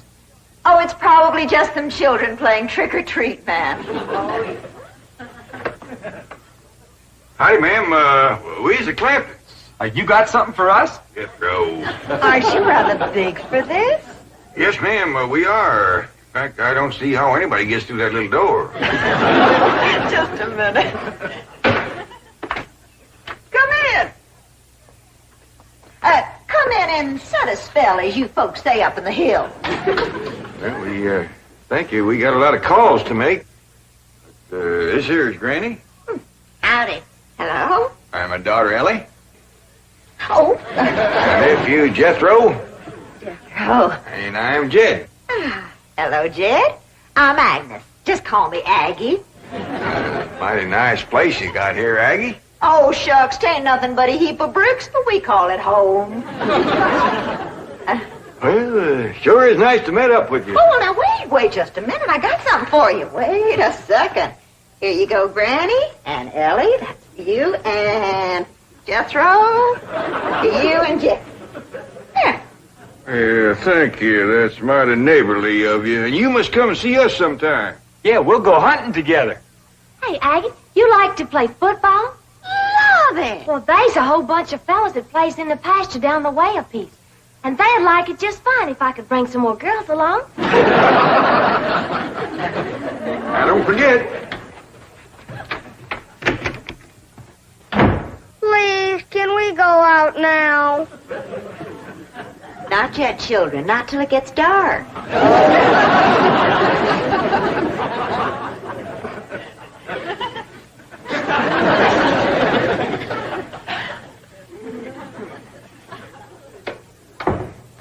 Ain't that the most pitiful thing? Heart-rendering. Just heart-rendering. Nice-looking woman. Friendly as you please. But them young'uns is the homeliest I ever see. Wish you didn't want to come a-calling on us. Yeah. Reckon I'd stay home, too, if my kids looked like that. Kid, I ain't never gonna say a bad word about nobody. I know what you mean. Diggies, every house we went to, they was nice to us, wasn't they? Sure was, kid. Hey, listen, everybody. I got an idea. Let's call up Cousin Pearl and tell her to come on out here. Uncle Jed, you can't call Ma on the telephone. Drysdale said we could call anybody we had a mind to. Well, Ma, she ain't got no telephone at home. Don't matter. She ain't never home nohow. The way I look at it, you can't never tell what you can do until you try. Don't forget to spin the wheel.